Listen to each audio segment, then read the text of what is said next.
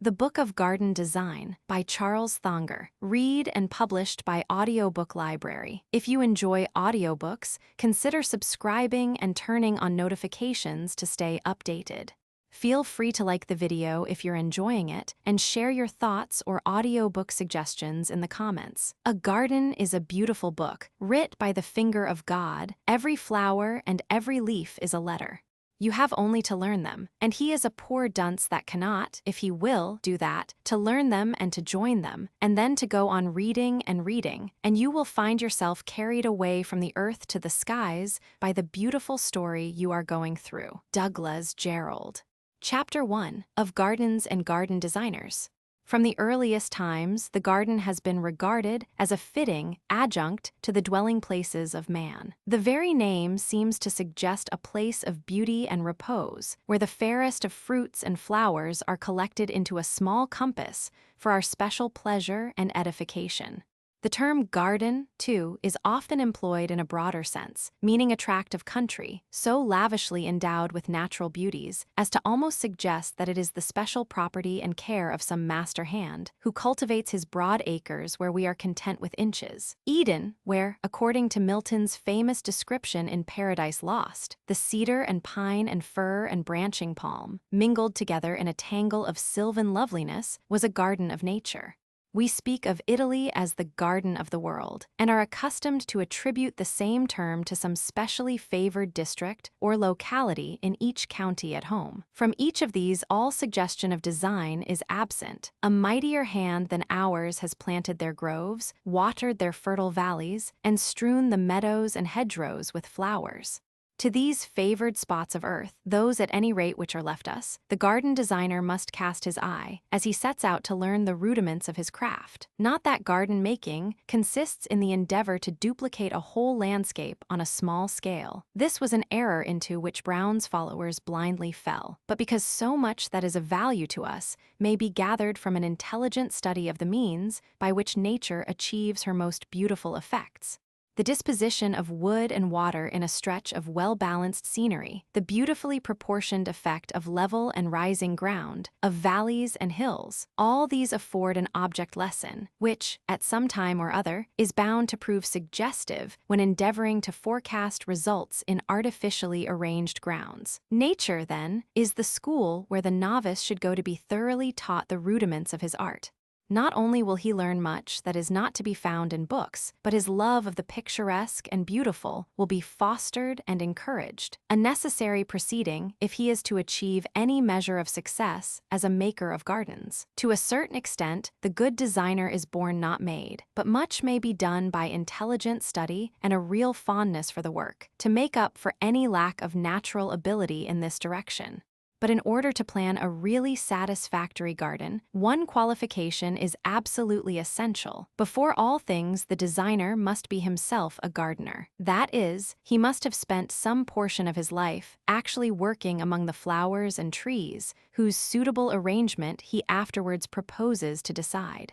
He must have sown and planted with his own hand, watched the growth of leaf and bud, and observed the habit of each plant and its adaptability to certain situations. Color effects must also be noted. In short, nothing should be allowed to escape his eye which concerns the varied phases in the life of the simplest of the garden trees and flowers.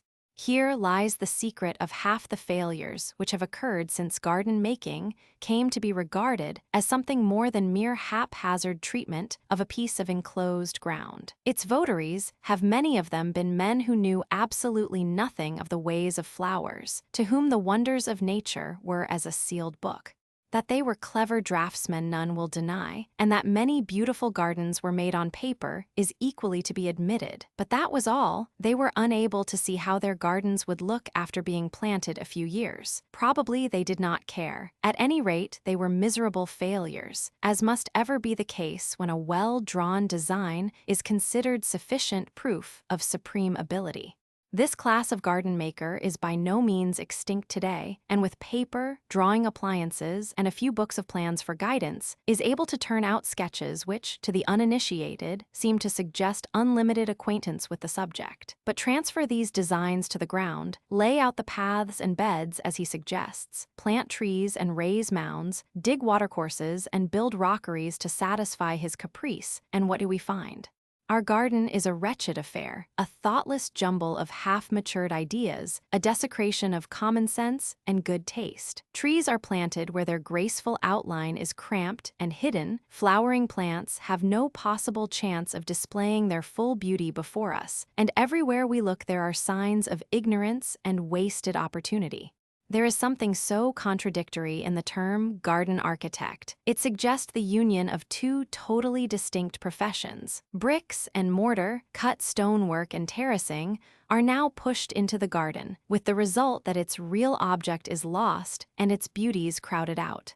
The architect is greedy, not content with designing the house and its approaches, its stabling and many accessories. He must needs take the garden in hand also, and we find his work everywhere and weary of its endless repetition. But we have brought it on ourselves, and must either rest content with that we know to be false, or make an effort to free ourselves from this meretricious form of art without further delay.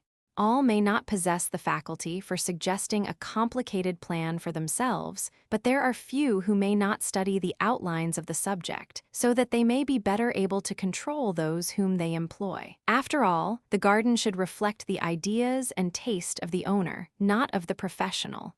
The art of garden making consists very largely in the exercise of common sense and a due perception of the fitness of things. These, coupled with a love for flowers and a knowledge of their requirements, will lead the beginner to success far more quickly than any ability he may possess for map and plan drawing.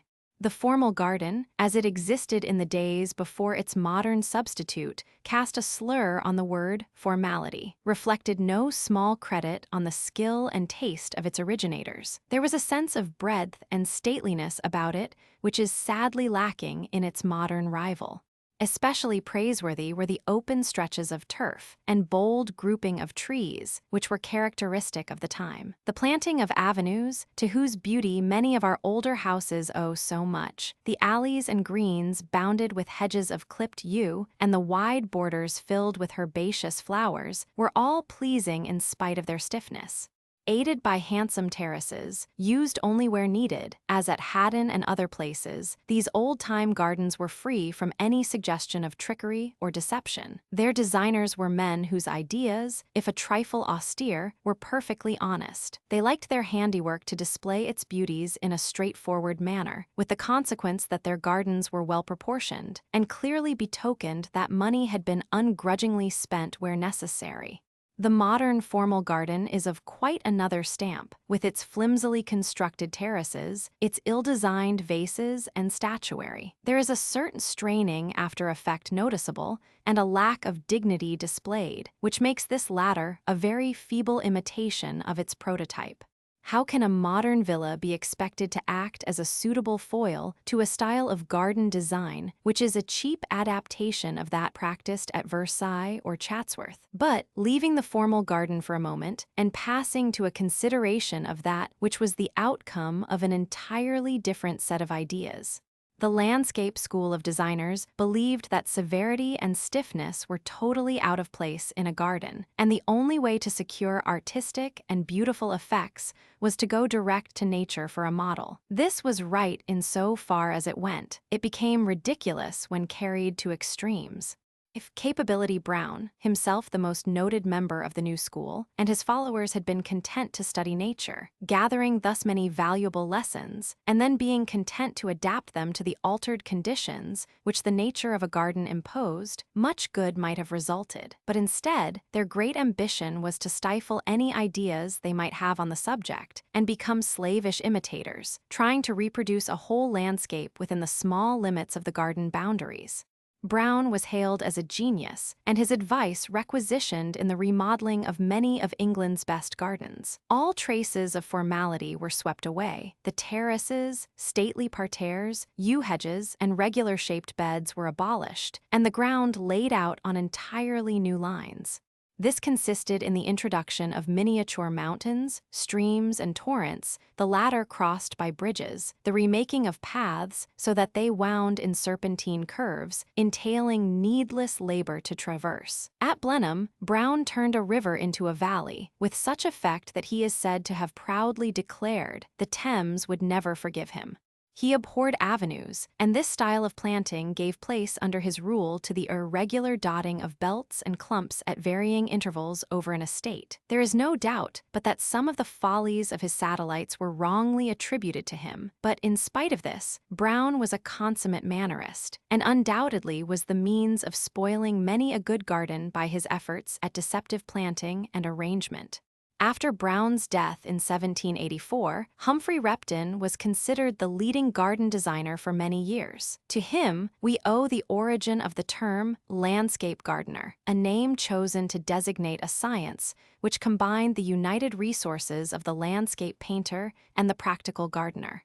Repton is entitled to our respect, in that his schemes were not directed towards the sweeping away of old gardens, but rather to increase, if possible, their beauty and attractiveness. He considered himself a disciple of Brown, but on examination of his methods and work, we are led to conclude that he differed from him in many material particulars.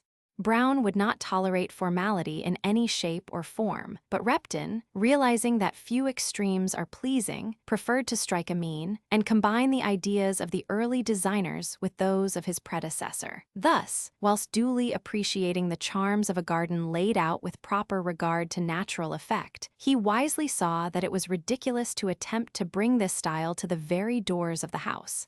Architectural features do not readily combine with those of the field and moorland. Hence, we find that gardens designed by him were somewhat severe in treatment close to the house, gradually merging into a freer and more natural style, as the work of the builder and mason was left behind.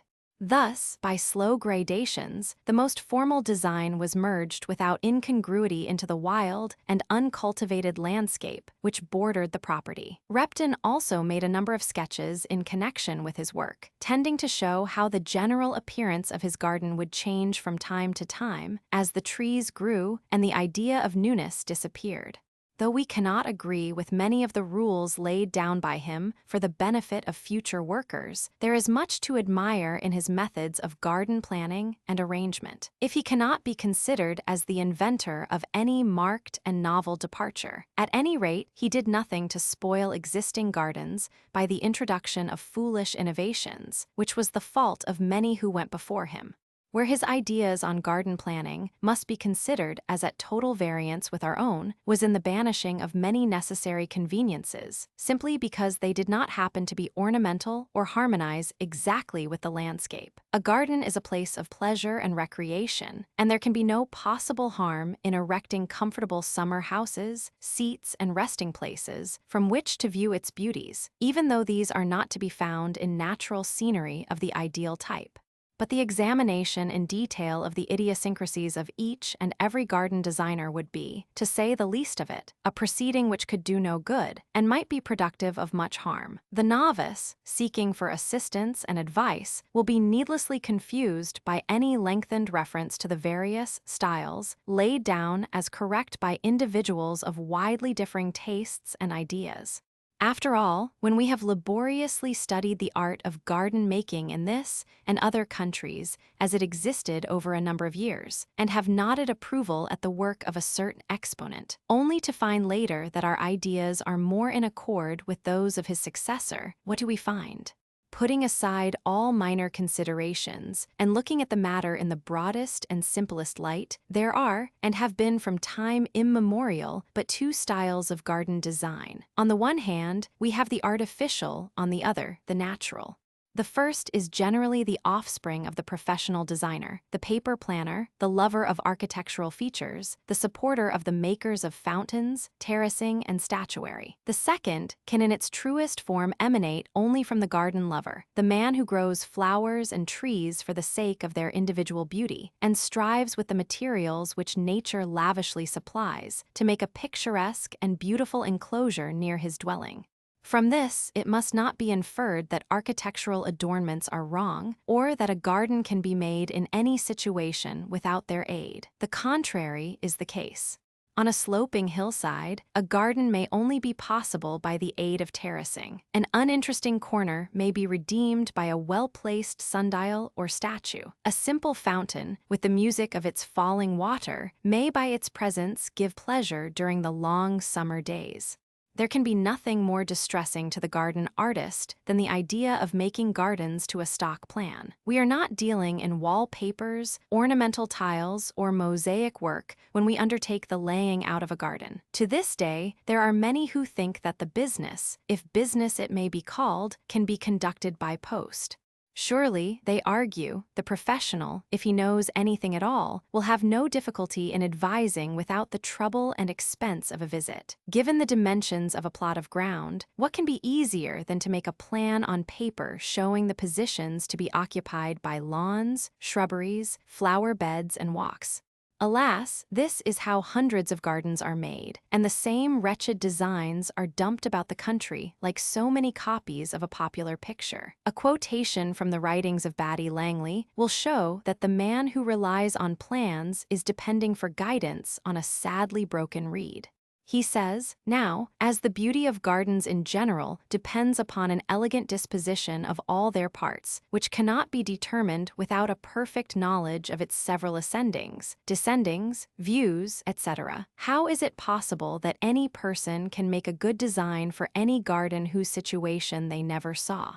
Individuals must necessarily have their peculiarities, and it is right they should. We recognize the same qualities, perhaps some trick of light and shade, in a score of totally different subjects painted by a great artist. But there is no excuse for the designer who, having laid out one garden to his satisfaction, immediately proceeds to imitate his previous effort in a dozen different places. Because a terrace happens to look well in a hillside garden, there is no reason for supposing that its inclusion is desirable in one situated on the level. Yet how many tons of earth have been carted from one place to another so that stupid embankments might be raised, and afterwards fortified with terraces, all this in places where there was not a hill for miles. Love of imitation has been the downfall of many an otherwise good designer, whose enthusiasm for the work of others has completely overruled his own common sense. We are not even meant to imitate nature, the best of teachers, but rather look to her for inspiration, adapting the lessons learnt in meadow and woodland to the altered conditions which highly cultivated ground imposes. Nothing, to my mind, can be less helpful to the garden maker than the common practice, which prevails of instituting competitions in the horticultural papers, with prizes for the best garden designs sent in, as an encouragement in the art of draftsmanship, or a stimulus to the beginner to use his ingenuity. This form of plan drawing may prove decidedly beneficial. But to imagine that the designs themselves are of the slightest practical use is, in the majority of cases, absurd. An attractive plan, mechanically adaptable to gardens of varying sizes, is the greatest temptation which can be set in the path of the unwary. It teaches men to grub about the earth with measuring rod and chain, leveling, filling up hollows, cutting down trees, so that no obstruction may be offered to the carrying out of the design in its entirety. Whereas all our thoughts should be for the natural appearance of the ground, its slopes and gradients, which harmonize perfectly with the face of the surrounding country. Existing features should in nearly all cases be retained or simply modified to our purpose. Imagine the wantonness of cutting down a beautiful tree because our plan says that a path ought to run where it now stands. Or what possible excuse can there be for ruining a stretch of fine turf with beds cut in the form of circles, lozenges, and triangles? The moral of all this is plain. Each garden must be treated, as regards its laying out, simply and solely on its own merits and possibilities. It matters not whether we are dealing with a humble quarter acre attached to the modern villa, or have in hand the broad surroundings of the country mansion. There is no rule of thumb method for either. Each is worthy of just as much love and care as might be bestowed were it the only garden in the world. Setting says, a garden is man's report of earth at her best, which, whatever else it may imply, surely suggests that our best work and our noblest conceptions of the beautiful must be pressed into service if we are to effect any real improvement. Set styles and the whims and caprices of the individual live but a short time. They are here today, but tomorrow their very name is forgotten. The next generation will probably eye with disfavor much of the garden work, which is now regarded with so much satisfaction. But there can be no reproaches for the man who has worked honestly, endeavored to penetrate the hidden ways of nature, and trusted in his own common sense and reason to point out the best course. The love of flowers and trees for their own sake, and not because it is fashionable, is the same in every age, and that form of garden design only is right which is founded first and foremost on the study of nature and nature's laws. Chapter 2, General Principles. Before bringing his attention to bear on special cases, the garden designer must have clearly in view the general principles, which are the underlying features of all good work. In this way, more real progress will be made, and far deeper insight obtained into the mysteries of garden planning and arrangement than by the most devoted study of complicated plans or the careful examination of the methods of any particular school, no matter how excellent its teaching. It is useless attempting to compass the most simple form of design if all the while we are ignorant of those elementary laws, which are mainly the outcome of common sense and good taste. It is the neglect of these simple observances that has caused men like Capability Brown to be ridiculed, when they might have received nothing but praise. The first point to be aimed at in all good gardens is to secure a reasonable amount of comfort and convenience for those for whom their pleasures are intended. Nor is there any defense which can be argued in favor of an opposite course. A garden is devised primarily for the edification and enjoyment of man, in the same way that good pictures, good buildings, and other forms of artistic effort are intended. Mere utility is not sufficient, neither is mere beauty. It is a combination of the two which must be sought. In the designing of so-called artistic gardens, many ridiculous schemes have been perpetrated, calculated in the end to disgust all right-thinking people and convince others of the shallowness of certain forms of modern art. Of what use is it growing flowers and trees if no facilities for close examination are afforded those who use the garden?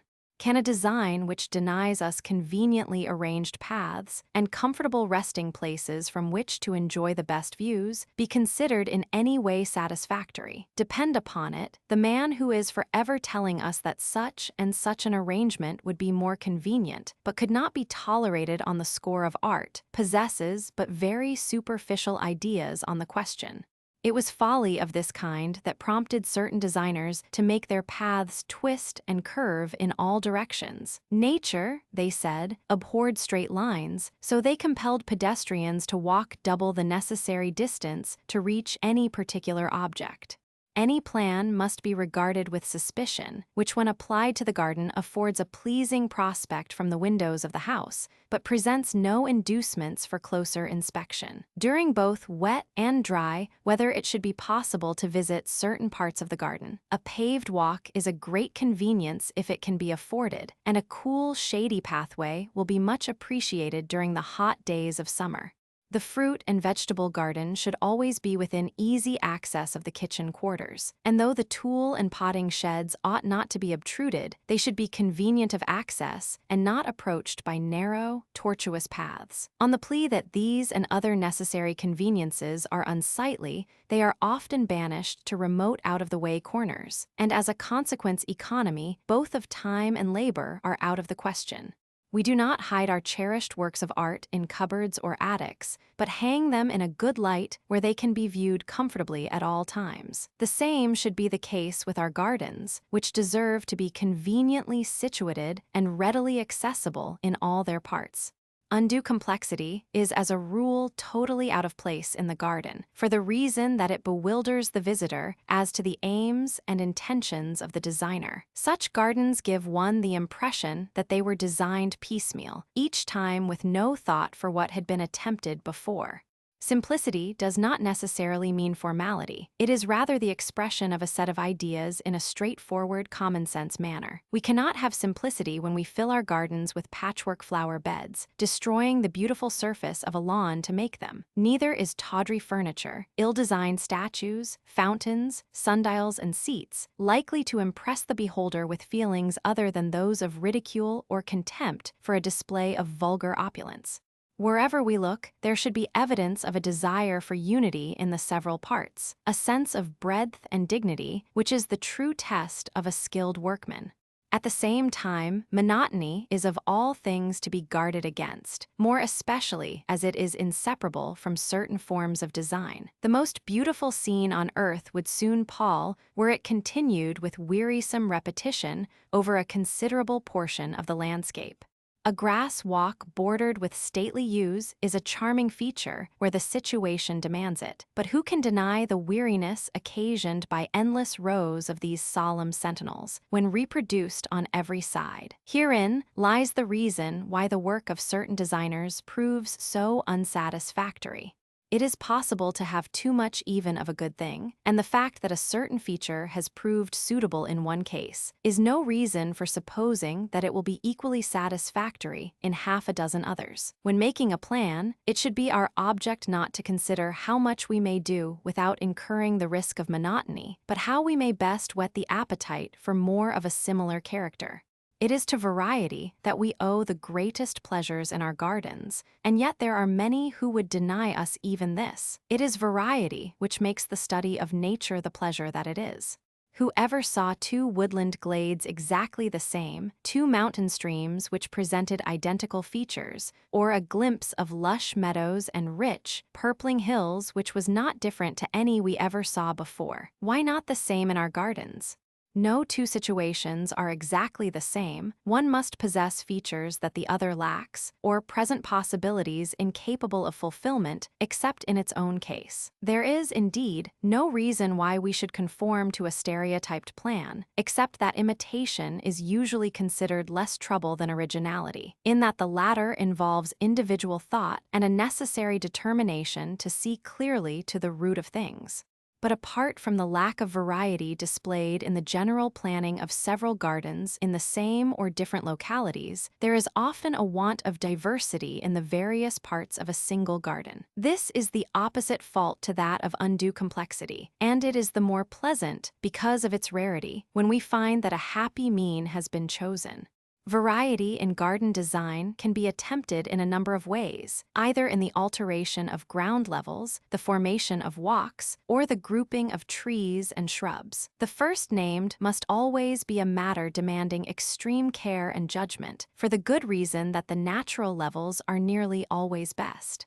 In the remodeling of existing gardens, it is often necessary to go to considerable labor and expense to bring the ground back to its original form. The craze for terracing, which has led to the upheaval of banks and mounds in all sorts of impossible positions, has led to an appearance of extreme artificiality in many modern gardens.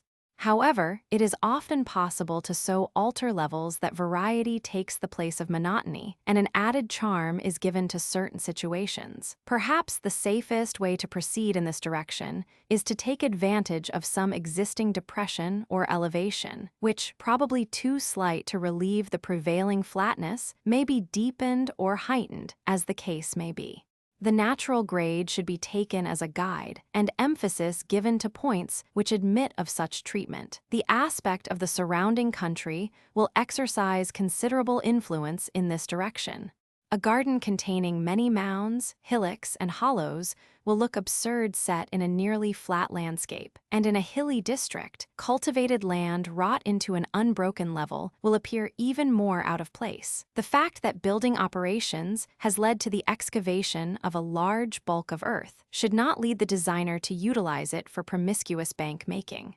It is seldom that a close survey of the ground will not reveal points at which it is possible to secure variety without altering the general contour to any appreciable extent. Terrace climbers. Garden paths nearly always cause monotony when too much of their length is seen at once. This must not be considered as in any way deprecatory to the straight walk, than which often nothing is more satisfactory. If the path is straight, there should be compensating influences in the way of well-grown plants or shrubs along its sides to attract our attention. Where these are impossible, the walk should be made to bend slightly, occupying the curve with a group of flowering shrubs or some other suitable screen to hide its continuation from view. The garden paths should most certainly follow the varied levels of the ground, and nothing can be worse than to attempt to fill up the hollows and shave off the gentle elevations in order to produce a dead level. This is the very way to engender the monotony which we are trying to dispel. A wild mountain path or the track through some woodland glade never lacks variety, simply because the feet that made it followed the line of easiest gradient. In 9 cases out of 10, the ugly walk is the result of direct transgression of this simple rule, and all that is needed to effect an improvement is the reversion of the ground to its old level.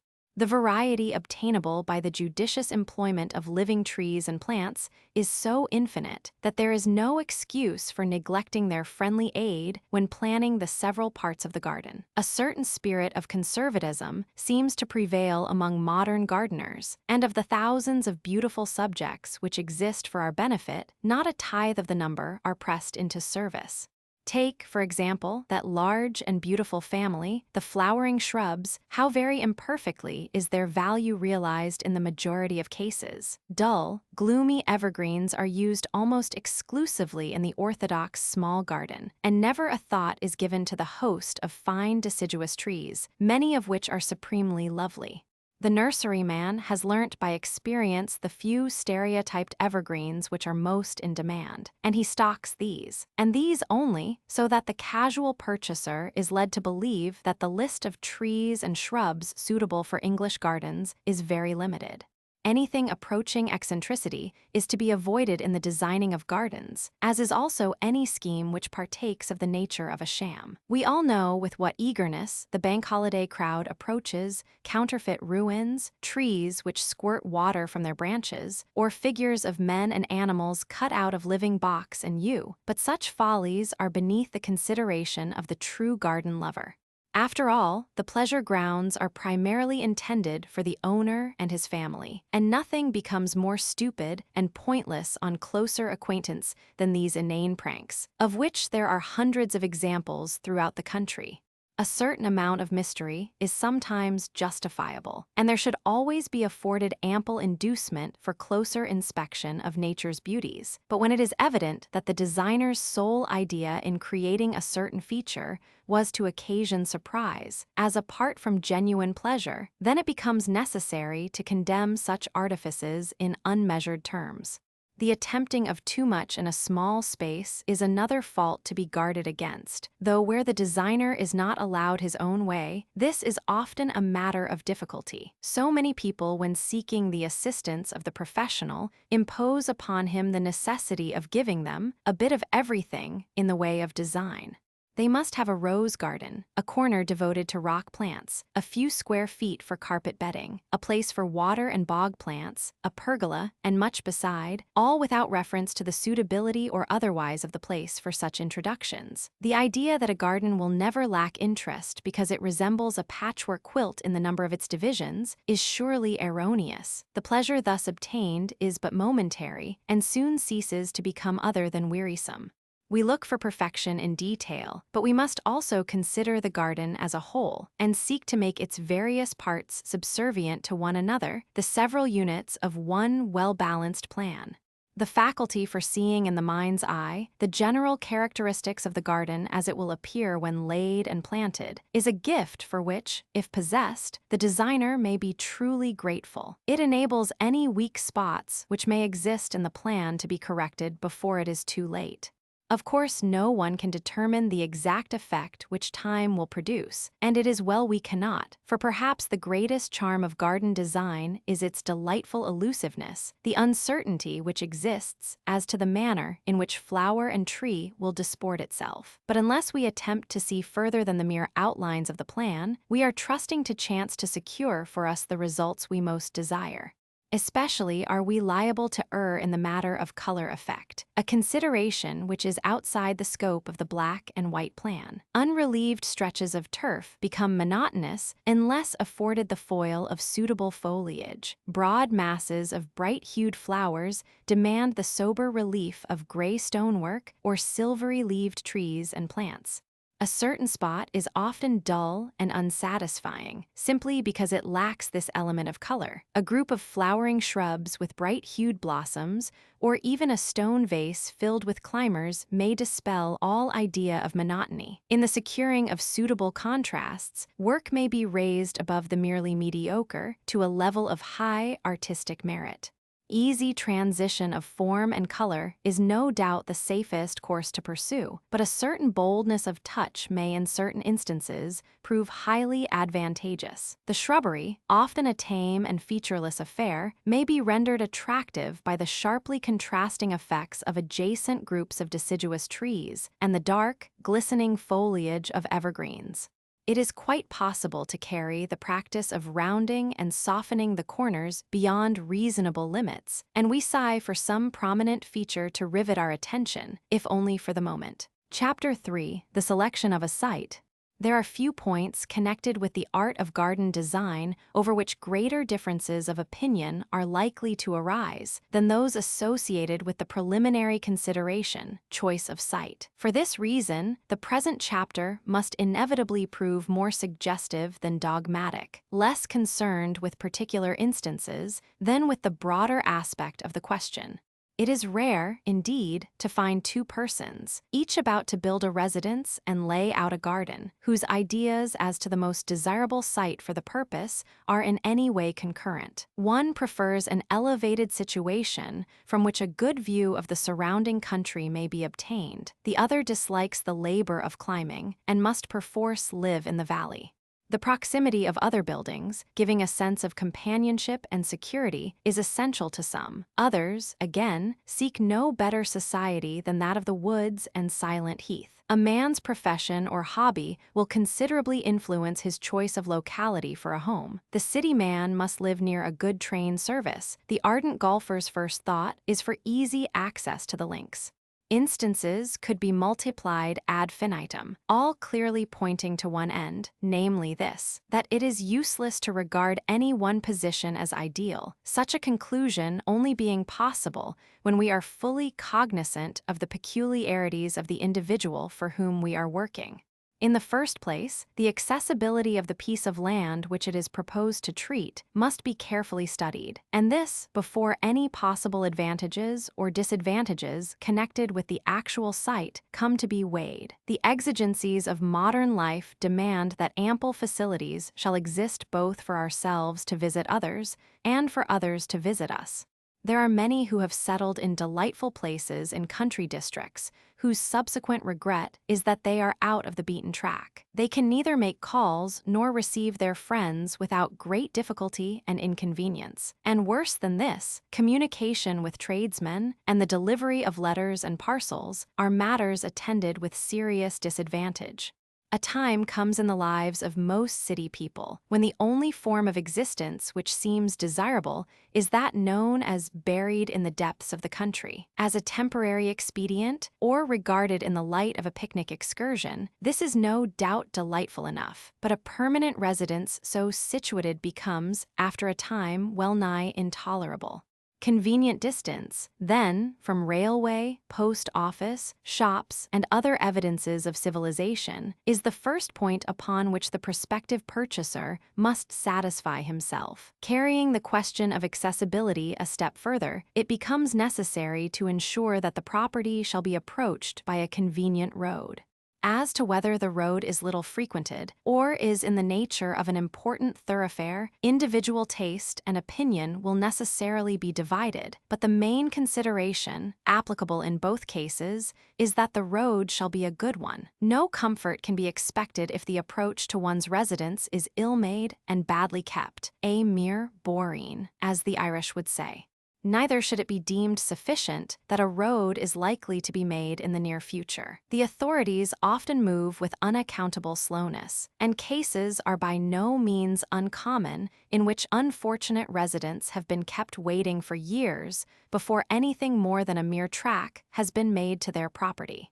Whilst other details may to a great extent be modified and adapted to meet requirements, this primary consideration is unalterable. Either there is suitable access or there is not. In the latter case, it is extremely doubtful whether a host of minor advantages will act as adequate compensation.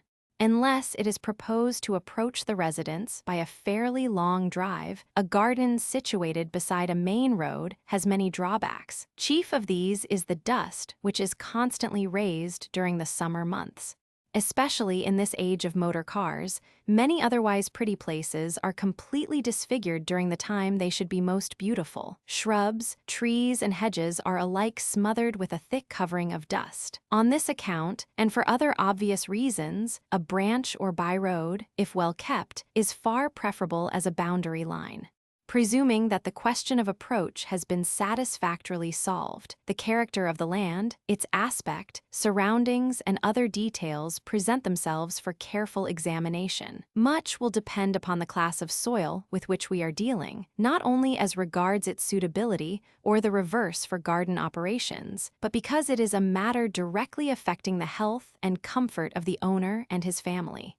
Heavy clays are of all things to be avoided. They spell unceasing labor and endless discomfort to all whose misfortune it is to work them. Flowers and trees raised on them are always backward, and if disease is not actually present, growth is nearly always weak and stunted.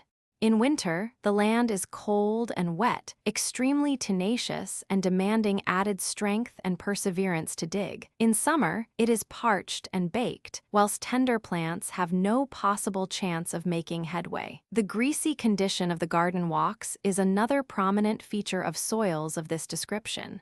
All things considered, a light, free-working loam, resting on a substratum of a gravelly nature, is probably best adapted to secure greatest comfort to the occupier and health and prolificacy to all forms of vegetable life. Drainage cannot be entirely depended upon to remedy soils of a cold, heavy nature, and to all whose intention it is to devote their energies largely to the delights of garden making, my advice is to shun clay lands by every means in their power.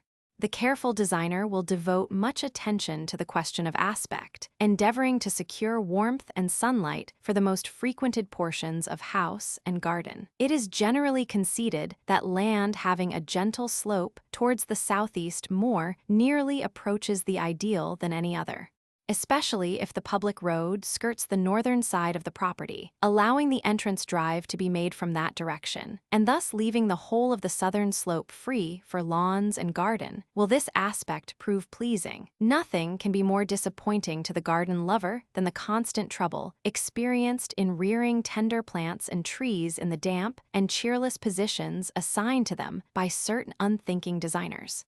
In such gardens, the sun is only felt for a fraction of the day, and as a consequence, those beautiful effects of light and shade, without which the finest scenes are flat and uninteresting, are conspicuous by their absence. Altitude, as has been mentioned, is generally more a matter for individual preference and opinion than for the expression of any decided rules on the subject. Unless, however, any real objection is felt against land situated at a fair elevation, I should unhesitatingly prefer it, in the majority of instances, to that found in flat, low-lying positions. There is all the difference between the garden perched high on the bleak hillside, where cutting winds play havoc with its contents, and that situated midway down an easy slope, above the line of mist and fog. Providing that the aspect is sunny and the soil well drained, such a situation is far warmer and healthier than the apparently more sheltered site lower down. The designer, too, will find his work easier in the former case than in the latter. Privacy is seldom attainable in low-lying gardens. They are generally overlooked, either by neighbors or by pedestrians on the public highway. It is next to impossible to screen off unsightly objects from view, and it is inevitable that the prospect obtained of the surrounding country is cramped and confined, if not altogether excluded. On the other hand, an elevated site safeguards all these objections. It is seldom overlooked, or if it is, artificial planting and arrangement may be depended upon to quickly remedy matters. Whilst if fine views exist in the vicinity, the designer is afforded an opportunity of increasing the scope and charm of his own handiwork by including them. Altitude is undoubtedly an important consideration, which must be duly weighed before a satisfactory decision can be given. Shelter, or rather lack of it, is one of the troubles which is almost inseparable from newly laid-out gardens, and as even the most quick-growing trees and shrubs take some time before they can prove efficient barriers, natural or existing windbreaks should in all cases be sought. Natural features will consist of ranges of hills on the sides of the property most exposed to cold winds, the north, northwest, and northeast. Where these exist, nothing could possibly be better, but of course probably not one site in 50 will be enhanced by such advantages. Plantations, protective belts, and stretches of woodland are valuable features, which, if existing at a convenient distance from the proposed site and facing the required quarter, will secure it from the ill effects of high winds. Should the property already contain a well-grown hedge, it may be advisable to retain it as a feature of the new design, thus providing shelter and doing away with the entire appearance of newness which will otherwise be manifest. Should mature plantations already exist on the property, great caution must be exercised by the designer as to his treatment of them. It often happens that a belt of trees hides a good view or does not lend itself to the proposed plan. In the first case, the owner may be tempted to open out vistas by the removal of timber, and in the second, the entire demolition of the plantation may be contemplated. Before doing either, he should be quite certain that, in addition to obtaining his view or carrying out his scheme in its entirety, he will not also be destroying a form of shelter which would take years to replace. Naturally, the surroundings will exercise considerable influence on the choice of a site, and here again the tastes of the individual have to be considered, rather than the opinions of the idealist.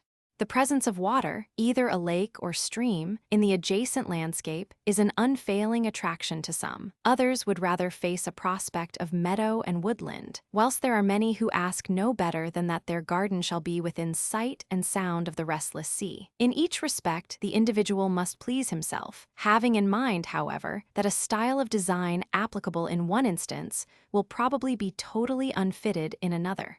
There is one thing which the garden lover will surely guard against with every possible care, and that is the encroachments of the jerry builder. So much depends upon the character of the extended views obtainable from the garden, that it would be extremely unwise to surround oneself with land which, in all probability, will be dotted with ill-designed villas within the course of a few years.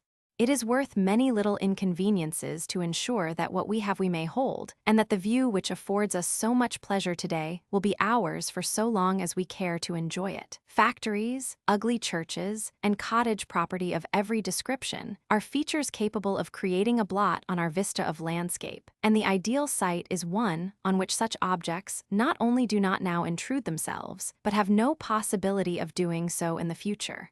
The outlines of the property must also be regarded as relevant to the question of site, more especially having regard to the impossibility which exists of making a satisfactory design for gardens of certain shapes. All who have attempted to achieve artistic results with the orthodox villa strip know the extreme unsuitability of the narrow parallelogram. It is no easy matter, again, to secure a well-balanced plan in which the separate features are not unduly scattered, within boundaries which are square or nearly so, though this form is infinitely preferable to the foregoing. Perhaps the best, certainly the easiest, results are attained when the outline is triangular, though it is highly important that the positions of base and apex be considered. No one desires to curtail the impression of size in their grounds, and it is generally acknowledged that the more open and less contracted are the distant views, the better will be the effect. For this reason, the apex of the triangle should concur with the least interesting prospect, the base with that to which it is desired to give prominence. Taking the case of the house and gardens on the southern slope, the residence should be at the upper or northern extremity, with the best views, the gardens and landscape beyond, stretching southwards. The chief windows will face south, and on the extent of the vista, its variety and absence of signs of foreshortening and curtailment, the skill of the designer will be appraised. That the garden boundaries should end in a point does away with all illusion of space. We mark the sudden transition from the cultivated to the wild, and our grounds appear as a modest wedge which is in momentary danger of being demolished by the encroachments of the neighboring property. Irregularity of outline is another feature to which objection may be raised on account of the extra expense incurred in fencing. The number of angles, too, renders the making of boundary paths a troublesome matter, and for various reasons a free, flowing outline is far preferable. If a site can be secured on which a number of fine trees already stand, it should, other things considered, receive preference over one which is bare and barren. A well-grown tree, grateful on account of its shade and beautiful for its stately outline, is one of the most valued objects in the garden. Should there be too many trees, it is easy to cut down any that are not required. It is another matter to plant fresh ones. However, nothing will be gained by endeavoring to retain existing features of an unsuitable nature, or by altering a well-balanced plan so as to include some object foreign to the scheme. In such cases, it were better to start operations in a field destitute of tree, shrub, or living plant, thereby enabling the projected design to be carried out unhampered by restrictions. The lack of well-grown timber is indeed the greatest drawback in new gardens, which must perforce continue for many years before they put on the aspect of maturity or even middle age, so that unless there is ample reason for the contrary, the retention of any suitable specimen trees which may occur on the site should be ensured. Before deciding finally on any one position, most careful observations should be made, and the opinion of those in the locality sought as to climate, presence of fogs, and other details which only extended residents in the neighborhood can determine. A good site, favorable alike as regards soil, aspect, and elevation, is certainly the surest foundation which can be laid for the future designing of a beautiful garden. Chapter 4: Walks and Lawns. Directly we leave the public road and enter upon the precincts of the dwelling, the question of suitable walks and paths at once demands attention. According to the size of the house and its surroundings, we may have to traverse a stately drive bordered with noble trees or simply a flower-fringed pathway to reach the entrance door. The subject of carriage drives must necessarily be somewhat outside the scope of this little book, which is destined as a guide for those possessing grounds of small or medium extent. We find, however, that the desire for an imposing approach is by no means confined to those whose property demands a certain amount of pretension. The owners of quite small places will often sacrifice anything, that they may have a drive of even humble proportions. It is to attain this object that the most fantastically contorted approaches are devised, many actually running parallel with the main road for almost their entire length. It may be taken as a fixed rule, only alterable under rare circumstances, that a drive should be as direct as possible in its course. The idea that needless twistings will give an air of importance and dignity to a place is totally erroneous. I remember once visiting a house of quite unpretending dimensions, the approach to which was by way of a drive of astonishing length. In driving up, one actually passed twice within close view of the house before arriving at the front door. Each time, instead of taking a direct route, the drive meandered away into a wilderness of shrubs. The effect, needless to say, was supremely ridiculous. If the public road be straight, or nearly so, the entrance drive should leave it at right angles, an oblique juncture only being permissible when the road is decidedly curved.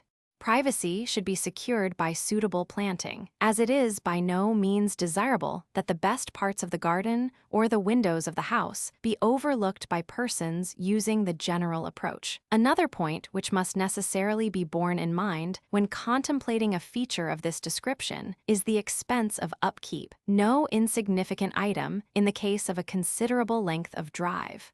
Nothing looks worse than ill-kept, weedy pathways, and unless constantly tended and regraveled from time to time, they soon present a spectacle of dismal neglect. The small house is generally better approached by a short direct route, omitting even a carriage court or turn, unless ample space can be allowed. The seclusion afforded by a drive is easily obtainable by other means, and the feeling of pretentious importance which this feature often imparts is scant compensation for loss of needed ground for lawns and flower garden. Garden walks are capable of great variety of treatment. They may be laid in several materials, and by their presence, both utilitarian and artistic ends may be compassed.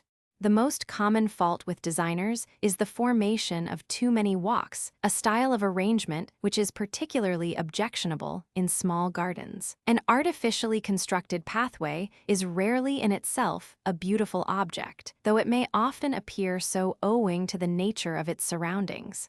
For this reason, a walk should generally be made to serve a useful purpose, rather than act as a mere foil to surroundings of a different type. The walks nearest to the house will, in many cases, form part of a terrace scheme, and it is well that these should be made a distinctive feature. Stone flags look extremely well, much better, in fact, than cobbles, which are tiring to walk upon. Dressed stone is expensive, but it is often possible to obtain suitable material at fairly cheap rates from the town authorities who have the disposal of old street pavements. Terrace walks are necessarily both formal and artificial, and remarks as to natural levels have no application where they are concerned. A fair width is advisable, but care must be taken that the house itself is not dwarfed by an undue expanse of terracing. If different levels are attempted, steps should be employed to give access from one to the other. A sloping path is quite out of place in a terrace scheme. I do not care for the practice of working in different colored materials to form a mosaic. There should be sufficient variety, both of color and form, in the living contents of the garden, without having to face the necessity for embellishments in stone and brick. A paved walk. When contemplating any special features in the way of design, always consider whether it is possible to approach them conveniently by a suitable pathway. All the best views should be readily accessible without the necessity for traversing possibly wet lawns or pushing through heavy undergrowth. Paths leading direct from the stables to the flower garden must be broad and well made, as they will be in constant use for heavy traffic, carting manure, water barrows, etc. The lesser frequented walks need not be so wide, and providing that they do not lead through highly cultivated portions and are dry and well made, need not be kept scrupulously graveled. A degree of wildness is quite in keeping with certain parts of the garden, though an ill-kept, weed-grown path is never permissible. The walks which traverse the wild garden, orchard, and woodland will destroy much of the charm of these sylvan retreats if they betray signs of too constant attention, their surface smooth, the grass edges rigorously trimmed, and evidences of the line, shears, and roller everywhere apparent. A prim pathway would be a sad eyesore on the ragged face of the hillside, the mountain track equally ridiculous winding among shaven lawns and glowing flower beds. It is often necessary to effect a satisfactory transition between these two styles, and this can only be done by means of a well-marked boundary. Either a broad hedge, a small gateway, or a short pergola may be depended upon in most instances to render the passage from one to the other free from incongruity. Two walks should never be seen running parallel to one another for any considerable distance. One or other is almost sure to appear needless. If the second path is a necessity, it should be screened from its fellow by suitable planting. In the same way, the junction of two distinct paths should be so arranged that there is no reason to suppose that either one or the other is superfluous. Repton's ideas on this and kindred matters relating to walks are worthy of study and imitation. He makes it a rule that in the case of two walks branching off from one another, each should take a decided outward turn, as though there were no possibility of their meeting again. Paths which lead nowhere are usually a failure, and we can most of us recall the annoyance experienced after following a walk for some distance, only to find that it ended in a cul-de-sac. If such arrangement be necessary, as it sometimes is, some compensating influence should always be provided at the end. A small summer house, a curved seat and sundial, a well-grown tree inviting rest and shade beneath its branches, any of these will remove the pointless appearance. There are absolutely no rules regarding the formation of serpentine walks, unless they be those of a negative quality. Such walks are always permissible and often charming if they are made in deference to the natural form of the ground. Divergence from the straight line is necessary to avoid a group of trees, to skirt a piece of water, or to embrace some particular view, but not for the purpose of deceiving the visitor as to the extent of the property. So long as the curves are pleasing to the eye, there is no need to make them equal, rather the contrary. The great point to avoid is the creation of a hard line between two neighboring bends. Grass forms a delightful edging to garden paths, but it requires to be well kept, otherwise it is unsightly. To afford facilities for mowing, a level breadth of turf sufficient in width to accommodate the lawn mower should be laid along either side. This is especially necessary if sloping banks rise immediately from the sides of the walk. In the wild garden, natural edgings, ground ivy, Catoni aster, or St. John's wort will look more appropriate than either mown turf or tiles. Walks and pathways must always be considered as part of design, but their utility and convenience should be the first point studied. It is disappointing to see in many places the arid stretches of gravel, walks of more than necessary width, and carriage sweeps large enough to turn a coach and four. All this lessens the space available for turf and flowers, and offers nothing in return, as the cost of upkeep is in no way decreased. As a recent garden artist has declared, the lawn is the heart of the British garden. It is the center of the social life, which, in our too brief summer, is enacted out of doors. It is the setting for the host of beautiful flowers and shrubs which come to gladden our hearts as the warm sun dispels the snows and mists of winter.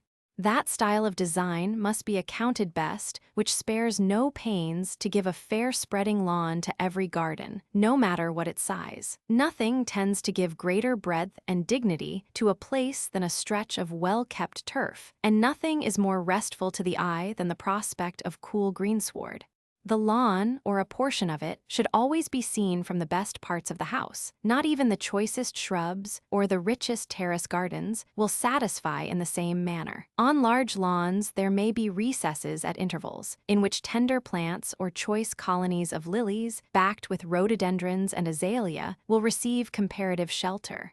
The size and shape of lawns intended for croquet and tennis will necessarily be determined by the rules of the game, often, unfortunately, to the detriment of the general effect. The sunk lawn, surrounded with a low bank, which is often made for croquet, is by no means beautiful, and the banks, unless made with an easy slope, are difficult to keep evenly trimmed.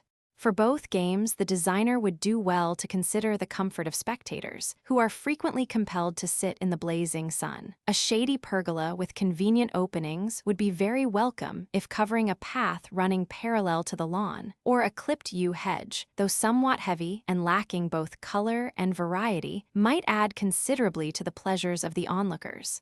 At any rate, a shady cloister of living plants would be far preferable to the stuffy little summer house, which is often the only form of shelter. The impression of space is very ably conveyed by a good lawn, and this is the more easily attained if there are but few walks in the vicinity. An irregular fringe of shrubs, with taller trees behind, the whole gradually merging into the distant vista, is one of the most satisfactory ways of closing in the lawn from the rest of the garden. It is often a temptation when space is limited to sacrifice a large portion of greensward so that more flowers may be grown. It would be best to consider matters very carefully before removing a single sod of turf. If more room is needed, a few bold masses of herbaceous plants near the edge of the lawn will probably give the best results. There is no defense for the barbarous practice of dotting the grass with flower beds, cut in a variety of ill-considered shapes. Neither should clumps of shrubs be placed, so that they destroy all sense of perspective. The softly undulating meadowlands of the English landscape, with their rich fringe of native woodland, will teach the designer much of the beauty and value of the garden lawn. And in the planning of the best effects, he may with safety study the lessons which nature provides in almost every direction. Chapter 5, Formal and Landscape Planting. A certain sense of responsibility attaches to those who plant timber, quite out of proportion to that incurred in the pursuit of the minor and more transitory forms of garden arrangement and design. The builder oak, the vine prop elm and sailing pine, which today are so small that we can carry them unaided, will develop into mighty trees, silent witnesses of the times and doings of generations yet unborn. We are planting for posterity, and shall be held accountable for the good or evil that we do. Tree planting calls forth certain motives of unselfishness, for it will be given to others than ourselves to see the full beauty which only maturity can show. All honor, then, to those old designers, to whose thought and care we owe the stately avenues, the pride and glory of many an English home. A beautiful tree, nature's gift of shade and shelter to man and beast, is the most precious picture in a fair landscape, and we are doing good work when with care and foresight we increase, even in ever so humble a way, the timber supplies of our country. Avenues are perhaps the most important example of formal planting, but as they concern park and woodland effects rather than those pertaining to the garden, their discussion is somewhat outside the scope of this book. Of recent years, however, a practice has arisen among designers of making an approach of this kind to quite unpretentious dwellings. Even in suburban grounds, we frequently see an avenue, perhaps no more than 50 yards in length, leading to a modern villa. Against this we protest, as a form of pretentious imitation, foolish to the last degree. The avenue, which should never be less than 100 yards long, is essentially associated with a house and estate of considerable size and some measure of importance, and to attach it to a small residence is merely to cast ridicule on the owner. Plantations of shrubs, with a few bold groups of deciduous trees, will give the needed shelter to carriage drives, and at the same time allow of far greater freedom of design than is permissible with a style of planting which is both formal and exacting. As regards the use of clipped yews for garden hedges, much diversity of opinion exists among designers. On the one hand, we have men who employ them in nearly every garden they undertake to lay out, and argue that, far from being objectionable, every opportunity should be embraced for planting them. On the other, a class who regard them as wholly foreign to the ideals of beauty and the picturesque. Which is right? Certainly not the former, for of all things tending towards monotony both in summer and winter, an undue proportion of evergreens, clipped evergreens especially, must be considered the most likely. If people must have topiary gardens, such as exist at Levens and Elvaston, by all means let them. But at the same time, they should not fail to realize that these are gardens of deformity, mere curiosities in no way connected with the teachings of nature. Yew hedges are the great delight of the office designer, whose thought is less for the true beauty of the living plant than for the elegant completeness of his deftly drawn plan. An ill-kept hedge is a wretched sight, thin at the bottom, full of holes, and generally decrepit, and the labor of keeping some hundreds of yards of clipped yew in repair entails an amount of labor not easily realized by those who have not attempted to do so. There can be no doubt, too, that the near presence of hungry evergreens is prejudicial to roses and tender plants on account of the nourishment they demand, and the idea that they act as harborage to insect and other pests is also well-founded. Their merit consists in the fact that they form an admirable shelter, certainly the best obtainable after walls and fences, and a certain old-world air of picturesque dignity which they impart. Had they been used sparingly instead of to excess, it is possible they would still be regarded with the favor they once enjoyed. For we must not forget the charm of the old manor house gardens, where yew hedges were, and still are, true ornaments because highly appropriate. A yew hedge sometimes looks well when used as a boundary between the flower and vegetable garden, a convenient arch or archways being cut to afford communication from one to the other. A level top is preferable to one cut into semicircular hollows or crenellations, and any further embellishment, such as standard trees with oddly shaped heads planted at intervals, is certainly to be avoided. Isolated trees, whether yew, box, moffatted acacias, or holly, are objects of pity to the lover of natural beauty, when he sees them transferred by the shears into cones, umbrellas, and other stupid shapes. There are many reasons, some practical, others sentimental, for refraining from this barbarous practice, which is carried on mainly at the instigation of the architect, who is apparently ashamed of associating his walls and terraces with any but mutilated forms of plant life. The cost of maintenance, as in the case of clipped hedges, is an item not to be disparaged. The loss of form and individual character is scant compensation for well-matched regularity, and by the absence of varied color, the rich tints of maturity and the delicate green of budding branch, the clipped tree is reduced to the level of an unresponsive object, dull and inanimate. The bower walks, once so favored, are now seldom made in gardens, though as an example of formal planting, they are not without a certain charm. Adequate protection from hot sun and cold winds is afforded at all times, and the garden scenes are not hidden from view, as is the case with evergreen hedges. In the neighborhood of the orchard, a filbert walk would be a pleasing object, and even on poor soils, heavy crops of nuts may be obtained after a few years. The mirthful maize is but a stupid survival, and has no place in gardens intended for other purposes than bean feasts, or for the edification of any who would not derive equal satisfaction from a Punch and Judy show. The pity is that places which have none too much space for flowers and the rational arrangement of trees and shrubs should be cumbered with anything so utterly unproductive of either beauty or satisfactory achievement. Sundial in garden walk. Natural planting, as opposed to that which is guided by the laws of geometry, is infinitely more pleasing in the majority of English gardens. The effective grouping of trees, either in the form of isolated clumps or boundary plantations, is a matter requiring great skill and artistic perception, and it is only right that the designer should have a hand in their disposal, even if they occur outside the strict boundaries of the garden. A mistaken idea, prevalent among certain owners of property, is that garden design affects only that piece of ground which it is proposed to lay out with beds, lawns, and walks. This is not so, for the beauty of certain gardens lies not so much in their own attractiveness as on the distant views obtainable from them.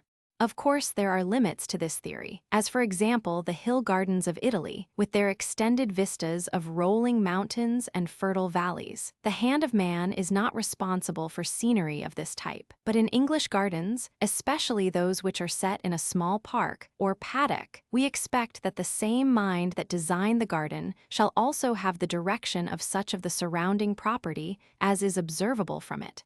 Unsightly objects, factory chimneys, ugly buildings, or workmen's cottages can usually be screened from view by suitably disposed groups of hardy trees. The attainment of some measure of beauty in the home landscape will also provide an excuse for the opening out of the garden, the reduction of boundary walls and hedges, letting in air and sunlight, without of course rendering the place wind-swept.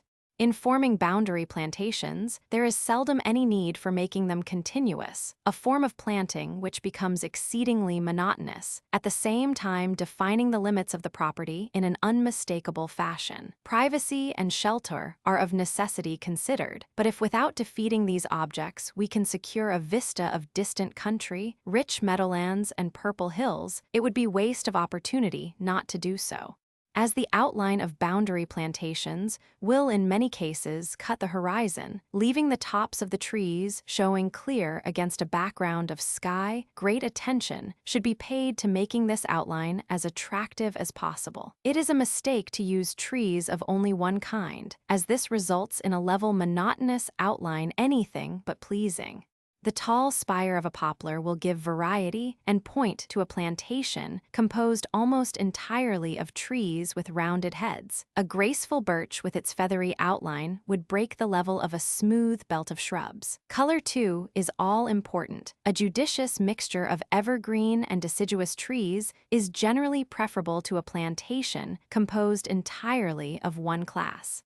There is no need to make the boundary plantation straight on the inner side. Whatever may be required on the outer, and the formation of well-marked swells and bays will lend an air of charm and indefiniteness. It is usual to plant trees of large growth on rising ground, reserving dwarf varieties and bushes for the hollows, but this is a rule which must be modified according to circumstances. By a continuous system of grouping, the eye may be carried from the garden itself to the very outskirts of the property, and this is much more satisfactory than the plan of treating the outer plantation as a mere fence, quite independent of what may lie within it. The indiscriminate dotting of specimen trees about a park or garden is much overdone, and in the greater number of cases, irregular groups of trees having somewhat similar characteristics would be far more satisfactory. Certain trees, as the tulip tree and the wych elm, are well adapted for isolation on the lawn and are welcome for the shade they afford. But thorns, the flowering crabs, and the Scotch firs should always be planted in groups. As these smaller plantations are often required to hide some unsightly object, care must be taken when marking out the ground that the eyesore is hidden from every point of view.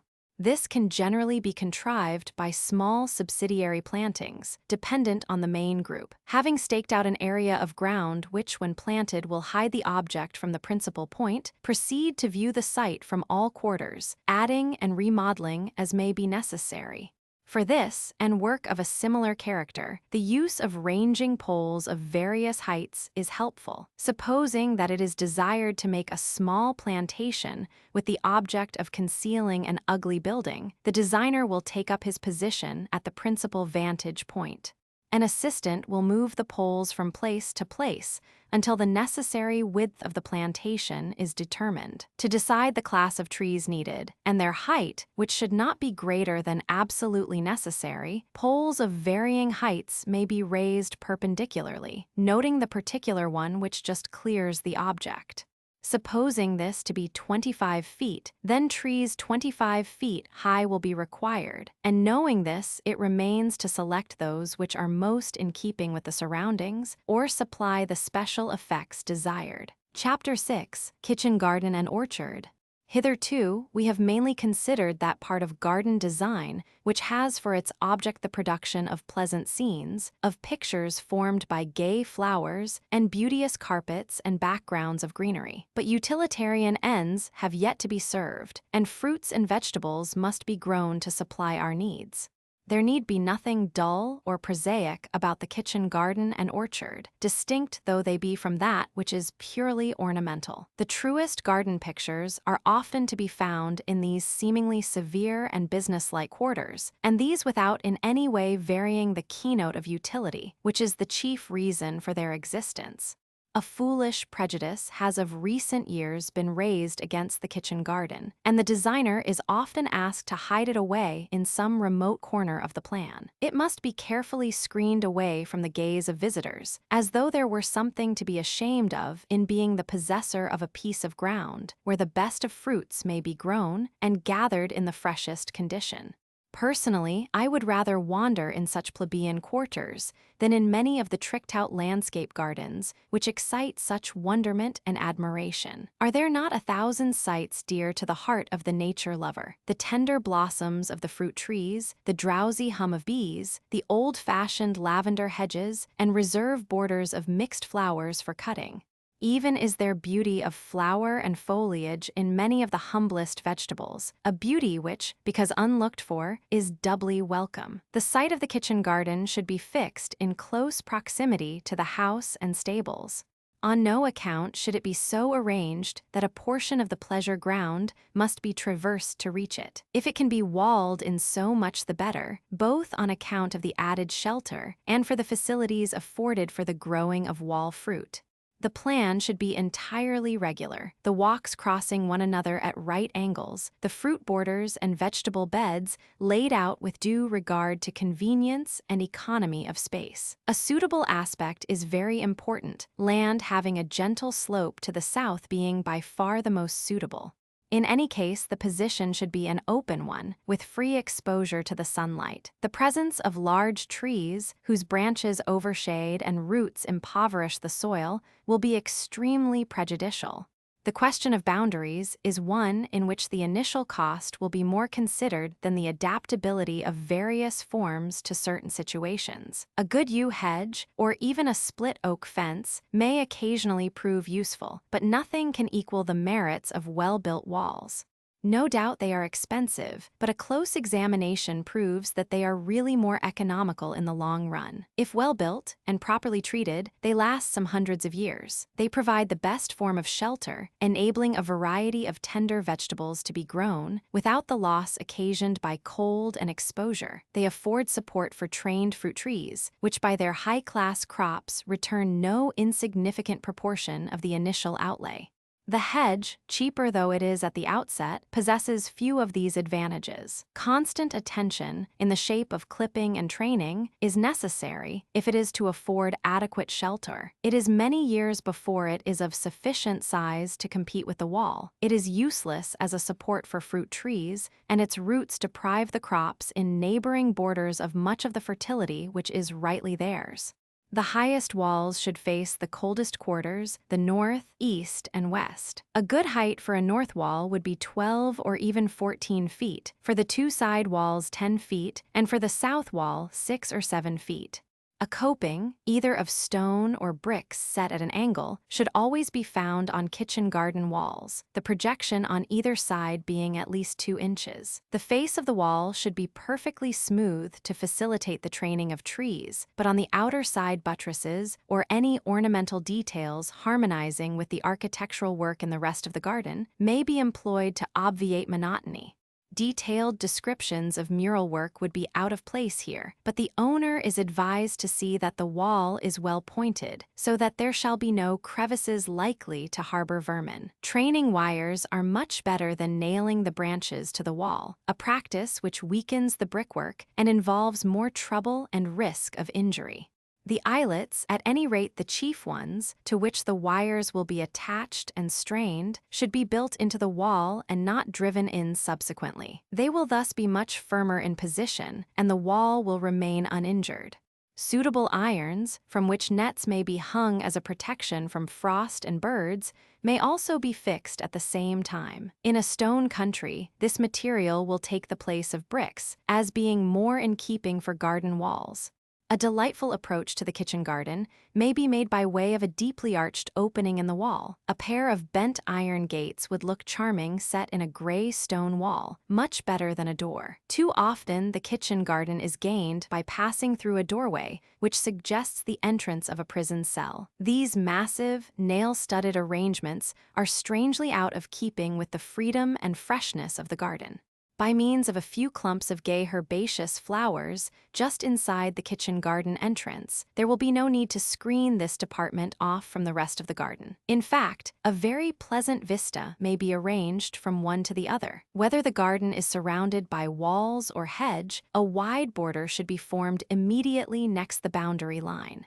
In the case of walls, this is especially desirable, as enabling a suitable root medium to be provided for the choice fruit trees which will be trained to them. These borders will vary in width, partly according to the aspect, but mainly with reference to the size of the garden. A 12-foot border is perhaps as satisfactory as any, but 18 feet is no uncommon width in larger establishments. Under a wall facing north, the width of the border needs seldom be more than 6 feet. It is well to devote very careful attention to the preparation of these borders, thorough drainage being the first essential. The soil may also be removed to a depth of 2.5 feet, and a layer of stones, brick rubbish, and other material spread at the bottom. This will prevent the roots of the fruit trees from striking too deeply. If some old turf and manure be placed above and the soil finally returned, the border will be in the best condition for planting. A gentle fall from back to front should be contrived so that sun and air may reach all parts of the crop. One of the primary essentials for the kitchen garden is the formation of really good walks. Constant traffic, the passage to and fro of water carts and wheelbarrows, would soon cut up a half-made pathway and render it almost useless. Nothing can be nicer than broad flags, both for appearance and utility, but unless stone happens to be plentiful in the neighborhood, the expense of these would be considerable. Tar walks, though entirely objectionable in the flower garden, are sometimes tolerated here and are both durable and fairly satisfactory. A good gravel path lasts a long time if kept constantly in repair, but the main considerations are good gravel and plenty of it. Kitchen garden paths should always be of fair width, though in a small place, every available inch of ground must be pressed into service for cropping purposes. A wide walk possesses many advantages. It enables barrows and carts to pass without the necessity of one or other being taken back, and generally facilitates those operations which are in a sense peculiar to the vegetable department. Next to the pathway on the inner side, a smaller border for herbaceous plants may be made. From these plants, the chief supplies of cut flowers for the house would be obtained, as it is often undesirable to denude the garden borders for the purpose. A 4-foot border would be sufficient, and when filled with gay perennials, would prove a charming and useful feature of the design. Behind this border, a suitable opportunity occurs for a row of espalier fruit trees, and these might be continued round each division of the garden, with suitable breaks at intervals for obtaining access to the ground behind them. The smaller the garden, the more suitable would be the espalier method of training, as it occupies the minimum of space, allows the fruit to ripen freely, and gives opportunity for those cultural details which are with difficulty performed on standard or bush trees. The usual style of fence is one formed of iron uprights and strained wires, but this is not so picturesque as a combination of wood and wire. If in addition to wooden posts, a top rail is added, the effect of the whole when covered with branches in full blossom is beautiful in the extreme. In suitable situations, notably short pathways leading from one part of the kitchen garden to another, the espalier fences may be brought almost to the edge of the walk, and the two joined by a succession of iron arches with strained wires from one to the other. Long bowers of fruit trees may thus be made, and having regard to the economy of space thus effected, and the high-quality crops which may be obtained by this means, the practice is worthy of further extension. A good water supply, either in or near the kitchen garden, is very necessary. It is advisable also that some provision exist for exposing water intended for garden plants to the air for some time before use. A pump with an open cistern attached is good, if not altogether picturesque, but a circular tank, such as may be found in many old gardens, combines both principles. A good position for a sunk tank would be at the junction of 4 paths, which if the garden is laid out on the rectangular system advised, would be the exact center, thereby giving convenient access from all points. A stone coping would give the necessary finish to the tank and at the same time prevent anyone falling in. By the by, it would be well if designers would sometimes devote more attention towards rendering fountains, lily ponds, and other such introductions safe. I remember once looking over some fine gardens in company with other visitors, when an incident of this kind occurred. A lady, carried away by the beauty of the surroundings, entirely failed to notice a small lily tank placed at the angle of a pathway. The consequences were disastrous, but I hardly know which of the two suffered the more, the lady, as she surveyed the bedraggled remains of a Paris frock, or the owner, at the loss of a specially choice nymphea. Such is the enthusiasm of the lily specialist that I rather incline towards the latter. Adjoining the kitchen garden and communicating easily with it, there should be a sufficiently large enclosure to contain the frame ground, hot beds, compost, and manure heaps. It is a great advantage to have these outside the walls of the garden itself, as a certain amount of untidiness is inseparable from such quarters. An entrance from the stable yard, large enough to admit a horse and cart, will be needed, as naturally much of the manure will be brought here for hotbeds, preparation of compost heaps, etc. A small reserve ground would also fittingly adjoin, where plants for bedding and other purposes could be grown until needed. In gardens of considerable extent, a well-built tool house would prove an inestimable benefit. If built in 2 stories, the upper portion might be used as a fruit room, though I certainly prefer underground structures for the purpose, whilst the lower would accommodate lawn mowers, garden implements, and other impedimenta. As only places of considerable extent will require buildings of this description, it is unnecessary to do more than make passing reference to them. However, those whom it may concern should devote some attention to the matter, as it is surprising to note the number of large gardens which are miserably provided with suitable structures. The orchard is the glory of many of our old country gardens, providing scenes of beauty which not even the choicest artificial planning and arrangement can compass. The orchard beautiful is perfectly distinct from the orchard utilitarian, though owing to neglect and the consequent assertion of nature's ways, the former often takes the place of the latter. Shelter is perhaps the most important consideration where fruit trees are concerned, and as in the orchard this will not be attained by walls, thick belts of evergreen and deciduous trees should be planted on the more exposed sides. Damsons make excellent shelter trees and are both beautiful in flower and welcome in fruit. A well-drained, sunny position should always be chosen, and if the trees are to be grown on the plantation system, that is on arable land, there is no need for the site to be easily approached from the pleasure grounds. Except during the blossom season, the utility orchard is not particularly beautiful, and there is little inducement for visitors to make it part of their round of inspection. However, it should always be so situated that the fruit may be safe from trespassers, who are often troublesome when the orchard is close to a main road. The old grassland orchard, filled with picturesque standard trees, is capable of being made a wild garden of true beauty. In early spring, we may have troops of golden daffodils and silvery narcissi, making vistas of color among the lines of gray trunks. Ropes of purple and white clematis may festoon the trees, and some of the semi-wild roses, with their rich foliage and single flowers, will fill the hedges and ramble over the banks. The cool, sword-like foliage of iris, with the stately spikes of flowers, the old-fashioned hollyhocks and spreading clumps of poppies, may all find a home in the checkered shade of the orchard.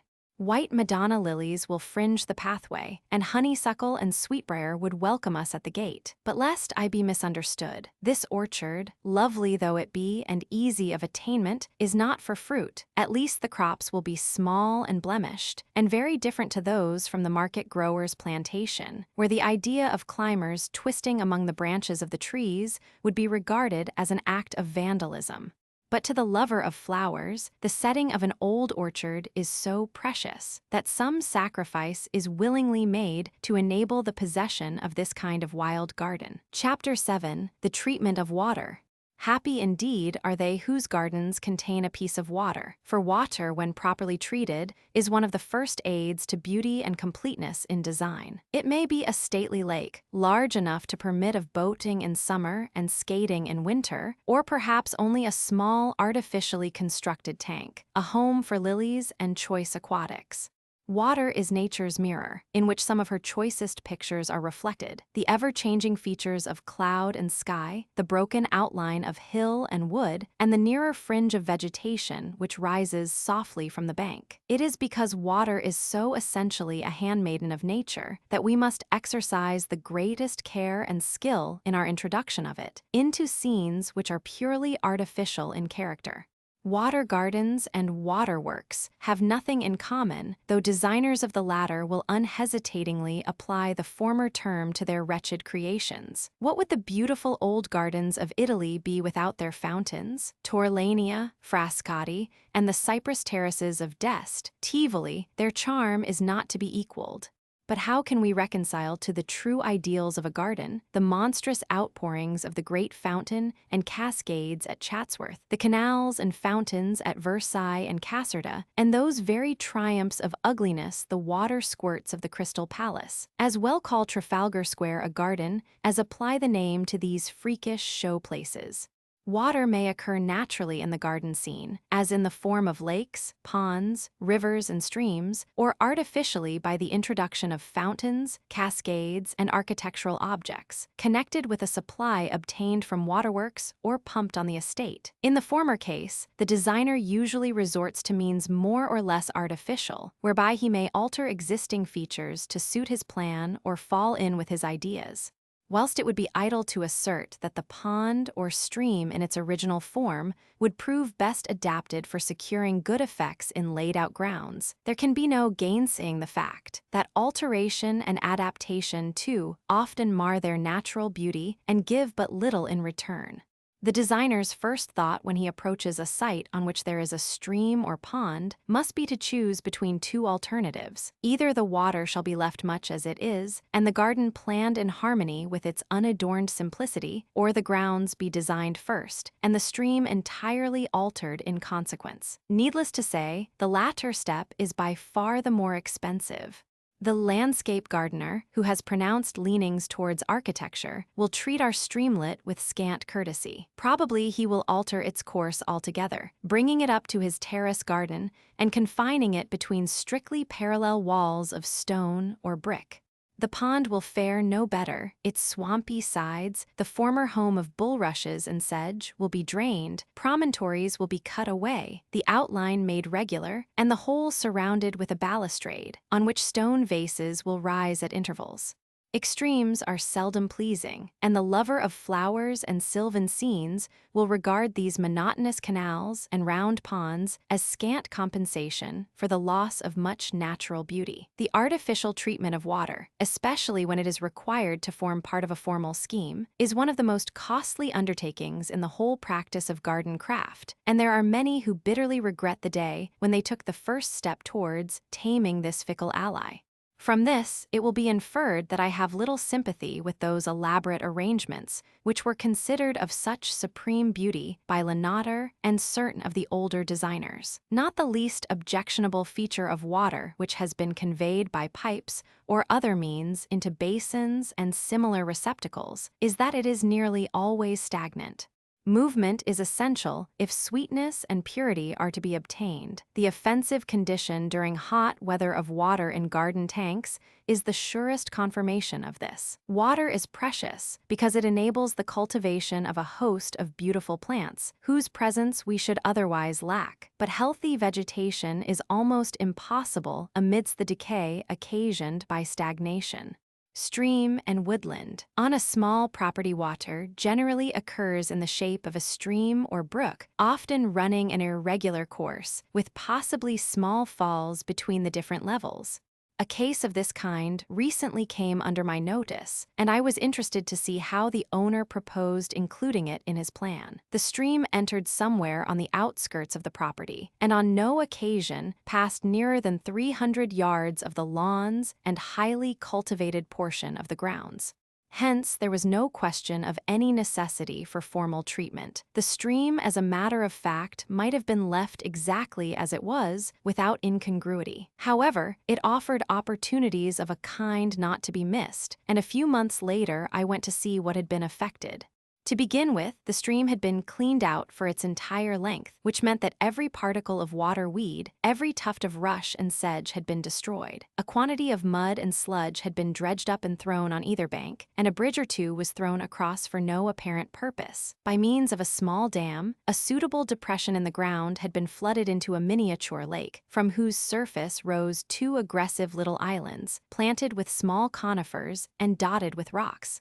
Clumps of iris lined the shore, lilies had been planted, and twining round the whole so as to give easy access to every part was a serpentine path, immaculately graveled. As I believe the owner has since repented, I mention this as an instance of what should not be done in similar cases.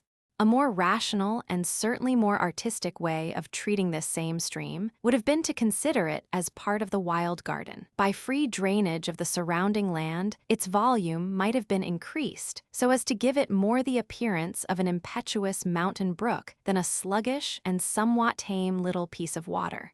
Each cascade might have been deepened so as to give the water a greater fall, and small backwater pools where lilies and water plants could be introduced would have added to the interest without appearing in any way artificial. Any increased force of water would necessitate higher banks, and these would be built in close imitation of those already existing.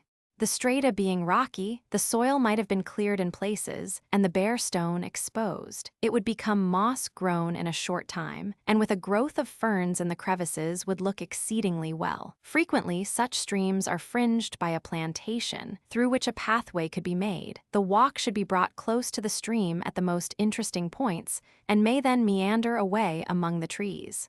The Torrent Walk at Dalgeley is a stream of this kind, and though in a sense a show place, parts of it are delightfully wild and free. The worst possible treatment of the stream is to make it an excuse for the erection of trumpery rustic bridges, unnecessary stepping stones, and those varied etceteras which are only possible near water of some description. The designer should have in view the opportunity which is presented him of making the stream and its banks the home of a good collection of aquatics. If the requirements of plant life are closely studied and carried into effect, there will be little chance of the stream proving anything but satisfactory. Irregular shaped pieces of water are seldom satisfactory, unless they are closely modeled on those found in nature. Varied outline is usually considered satisfactory in that it enables a spirit of indefiniteness to be preserved, and the true extent of the pond or lake to be concealed from view. Whilst this is occasionally desirable, it is by no means invariably so, and it often happens that all idea of breadth and dignity is lost in the effort to secure irregularity. Numerous curves along the shoreline and the formation of unnecessary bays and promontories generally stamp the work as artificial to the last degree. To realize the principle which partly governs the shape of such pieces of water, it is helpful to note the action of a quick rushing stream or river on the banks which confine it. A lake is often but a swollen section of a stream. The only thing to cause a deviation in the course of a river is the encountering of some obstacle, either a rocky promontory, a small hill, or some such obstruction. On reaching this obstacle, we invariably find that the stream is thrown against the opposite bank with considerable force. If a rocky strata be encountered, it will be many years before an impression is made. If the bank is soft, it will be mined away in a short time. In any case, the final results are the same, namely the formation of a bay on the side opposite a promontory. The more abrupt the obstruction, the greater the force of the water, and consequently the deeper recess of the bay. This is an elementary law which the designer must carry into practice in order to achieve some measures of reality in artificial lakes.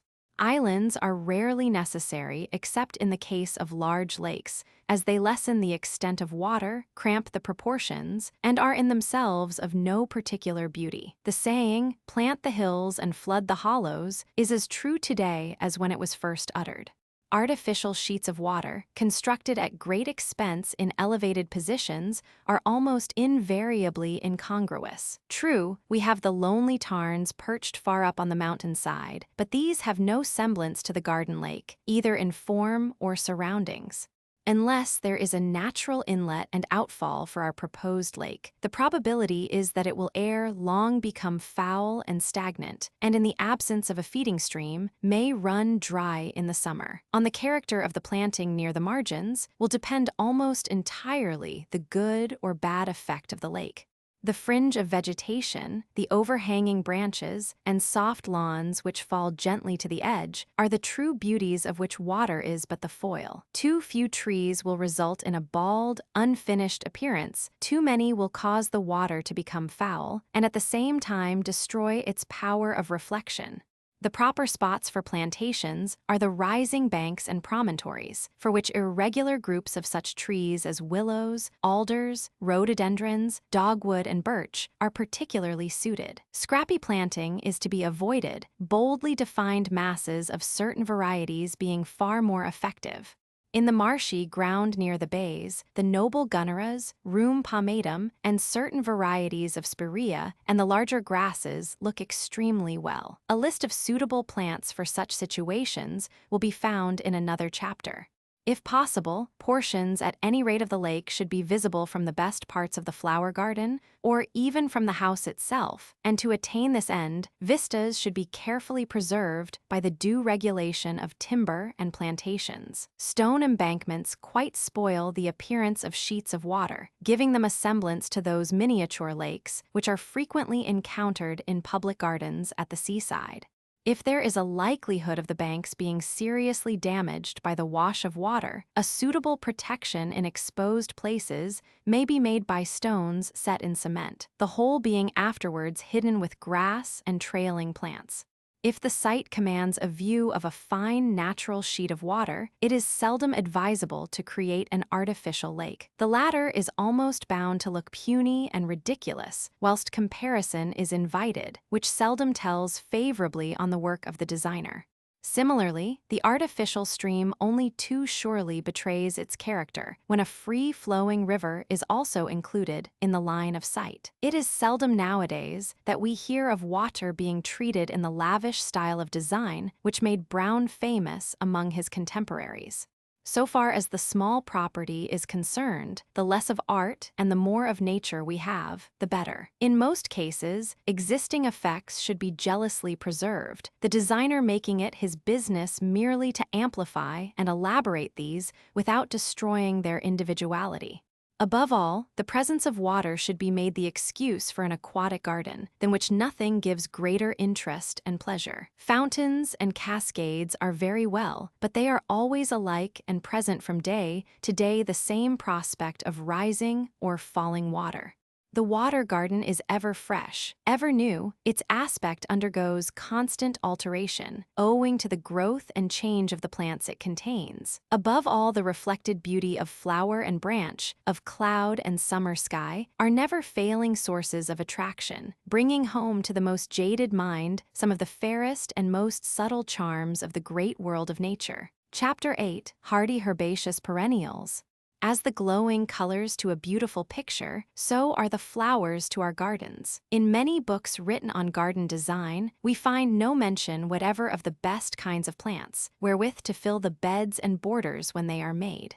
Surely this is a mistake, for our object in making a garden is to provide a home for flowers and trees. Were an artist attempting to instruct us in the making of a picture, he would not stop when he had completed the rough sketch in charcoal.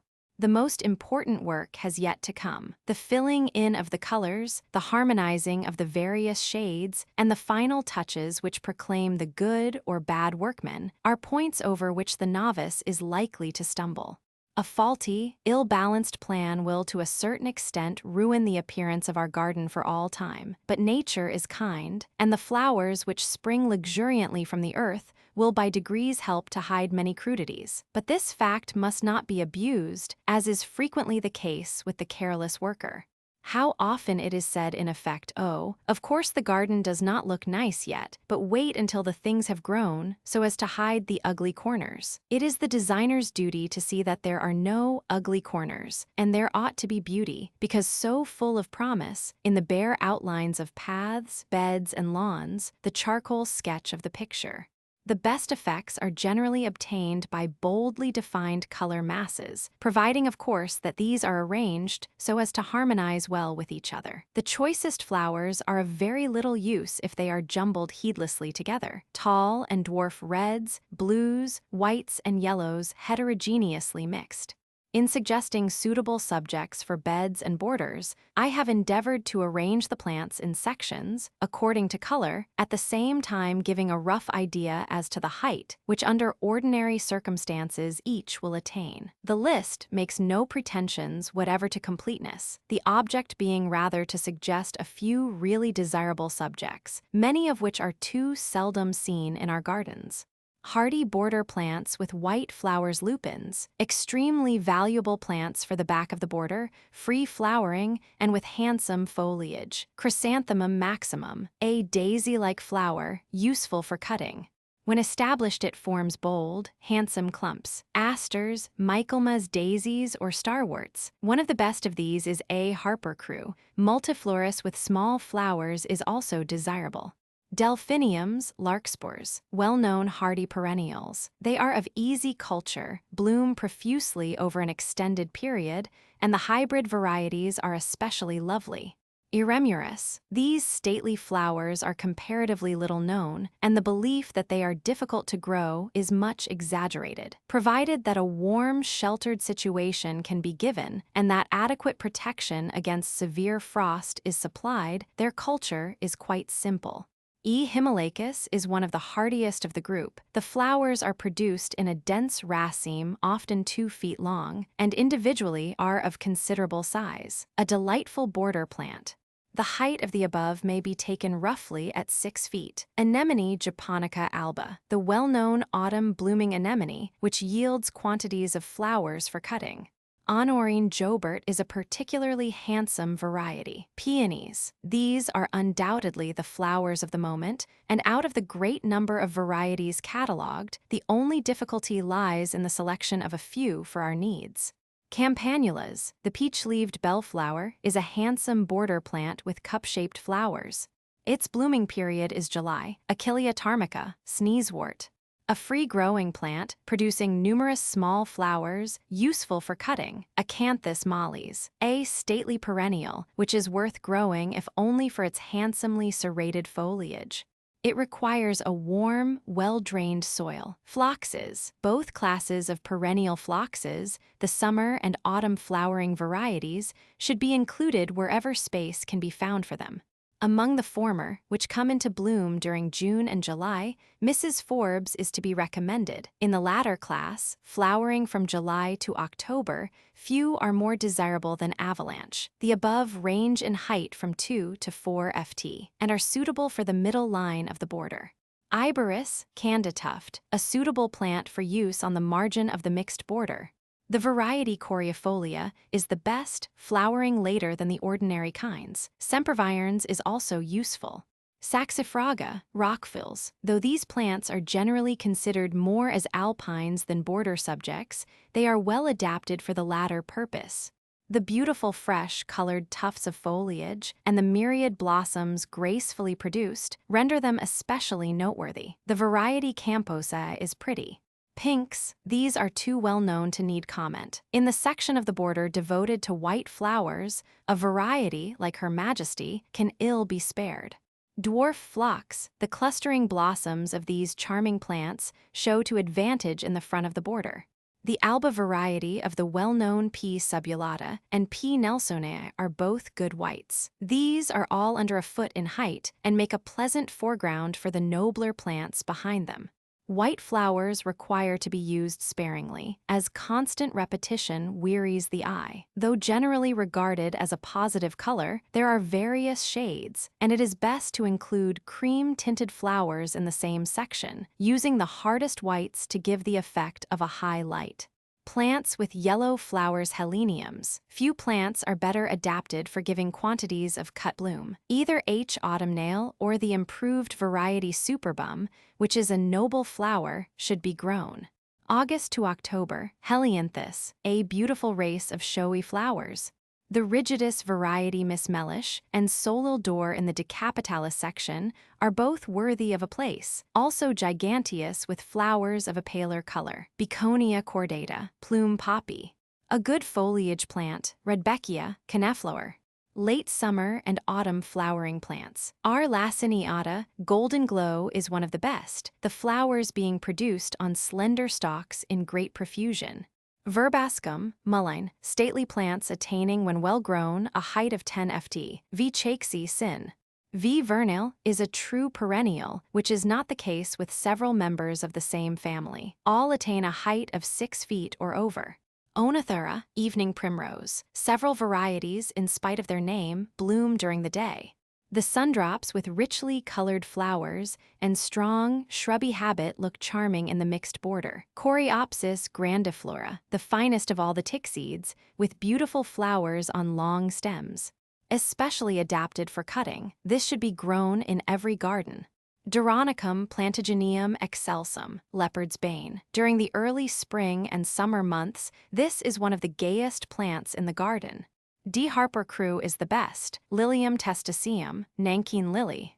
This beautiful lily resembles the well-known Madonna in habit, but the delicate apricot blooms, which are fragrant, make it a welcome addition to the section embracing yellow flowers. A good lily for town gardens. Anthemis tinctoria, chamomile, generally called the sulphur marguerite. A dainty flower, unequaled for cutting. On good soil it grows very free and bushy. Hemerocallis, daylilies. These are delicately scented, and the foliage of a well-grown clump affords a welcome break in the border. H. flava is the best known. Any of the above would be suitable as intermediates between the tall growing plants at the back and the dwarf subjects in front, of which the following are desirable. Alyssum. A. Saxatile, gold dust, as its name suggests, produces myriads of golden blossoms. It flowers in spring and succeeds best in an open, sunny position. Cheiranthus alpinus, alpine wallflower. A dwarf plant very suitable for edging. Herbaceous grouping. Linum flavum, yellow flax, a hardy little plant with gaily colored blossoms. Oenothera macrocarpa, a dwarf evening primrose with trailing stems on which the large flowers are freely produced. It is perhaps better known as O. misawariensis. The majority of the above flowers are pure yellow in color. Variety would of course be given by including others varying from deep orange to pale sulfur.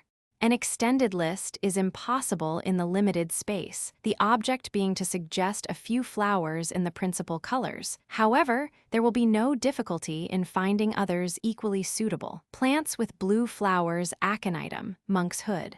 Well-known, old-fashioned perennials with poisonous roots. Among the best for this section are A. chinense and A. napellus, the former continuing in bloom until the end of September. Delphiniums, eryngium, see holly. These strong-growing plants, with their beautiful steel blue stems and foliage, should be in every collection. The flower heads can be dried and used for winter decoration. E. oliverianum, scabiosa caucasica. On any but very cold soils, this is a true perennial. The flowers are abundantly produced on long stalks and are useful for cutting. Pulmonium caeruleum, Jacob's ladder. An old-fashioned plant worthy of inclusion in modern gardens. It blooms from early June to September. Catinash caerulea, blue cupidone, an easily grown, free-flowering plant. The color is especially pleasing. Centaurea, knapweed. One of the best of this family is C. montana, a variety with cottony leaves and a profusion of flowers not unlike the blue cornflower. Iris pallida, great purple flag. The stately, sword-like leaves rising in sheaves amid the border plants are most welcome, and the rich, velvety coloring of the quaint flowers must appeal to all. The variety mandriliski should also be grown. The following are dwarf-growing subjects. Veronica, speedwell. Among the varieties having flowers of a true blue shade are dentata and incana, the latter with pretty silvery foliage. V. prostrata is a free bloomer of dwarf spreading habit. Gentiana acalis, gentianella. One of the most beautiful blue flowers we have. Status, C. Lavender, the small flowers borne on wiry stems, may be cut and used for winter decoration. S. latifolia is the finest of the genus. Ajuga osnifera, bugle. These plants bear close spikes of small flowers, and the effect, when boldly grouped, is decidedly pleasing. Anemone angulosa, great hepatica. A larger flower than the common hepatica, it does best in partial shade. The scarcity of really good blue flowers is known to every gardener who has made a special study of color effect. Certainly, the range is limited, but we are apt to be somewhat conservative in our choice, and many desirable plants which are now seldom seen might be included with advantage. Plants with flowers in shades of red Nephophia, torch lilies. The old torch lily of the cottage gardens has been superseded by some of the new hybrids. One of the finest of the group is K. Burchelli, with purple spotted stem. K. nobilis is another beautiful variety. Except in quite sheltered situations, Nymphophias should be protected with a covering of ashes or dry litter during winter. Lilium chalcedonicum, one of the hardiest of the lily tribe. The color is exceedingly rich, and the effect of the clustering flowers on the tall stems is remarkably handsome. Papaver orientale, oriental poppies, too well known to need comment. They should be in every herbaceous border. Lichneys, another old-fashioned flower, giving glowing spikes of color. In a rich sandy loam it attains a large size. Monarda bergamot, an easily grown plant with flowers produced in whorls. Tritonia sin. Montbretia. In addition to Crocus miflora, which is generally grown, such kinds as Edel diffuse and fair should be included. The whole group is very charming, resembling as they do miniature gladioli. Gladiolus branchiensis and hybrids, of which there are innumerable varieties, should be found in every garden. For the front of the border, the following are valuable. Mimulus cardinalis, monkey flower. This showy plant does best on a moist border and should not be planted if the situation is dry and parched. Lychnus viscaria, German catchfly. The variety splendens is the best, as being brighter in color than the type. Dianthus barbatus, sweet williams. Agrostemma, rose campion, well-known hardy plants suitable for the border. The best variety is A. walkeri, with compact flowers of great depth and richness. The above lists do not include plants with flowers in shades of pink, mauve, rose, purple, violet, and other elusive hues. These, however, must be used in conjunction with the more pronounced colors to produce the best effects. In order to avoid discord, red flowers should not be grouped near those in shades of blue, purple, or lilac. The warm colors are easily arranged, and beginning with pink, may pass to rose, crimson, and finally scarlet. Following these comes a procession of yellows, from orange to pale sulfur, when an opportunity occurs for introducing flowers in shades of mauve, lilac, and violet. Blues are best approached by pale yellows and creamy whites. However, no absolute rules can be given, the matter being one for the exercise of good taste and an eye for color. Chapter 9. Plants for alpine, aquatic, and bog gardens.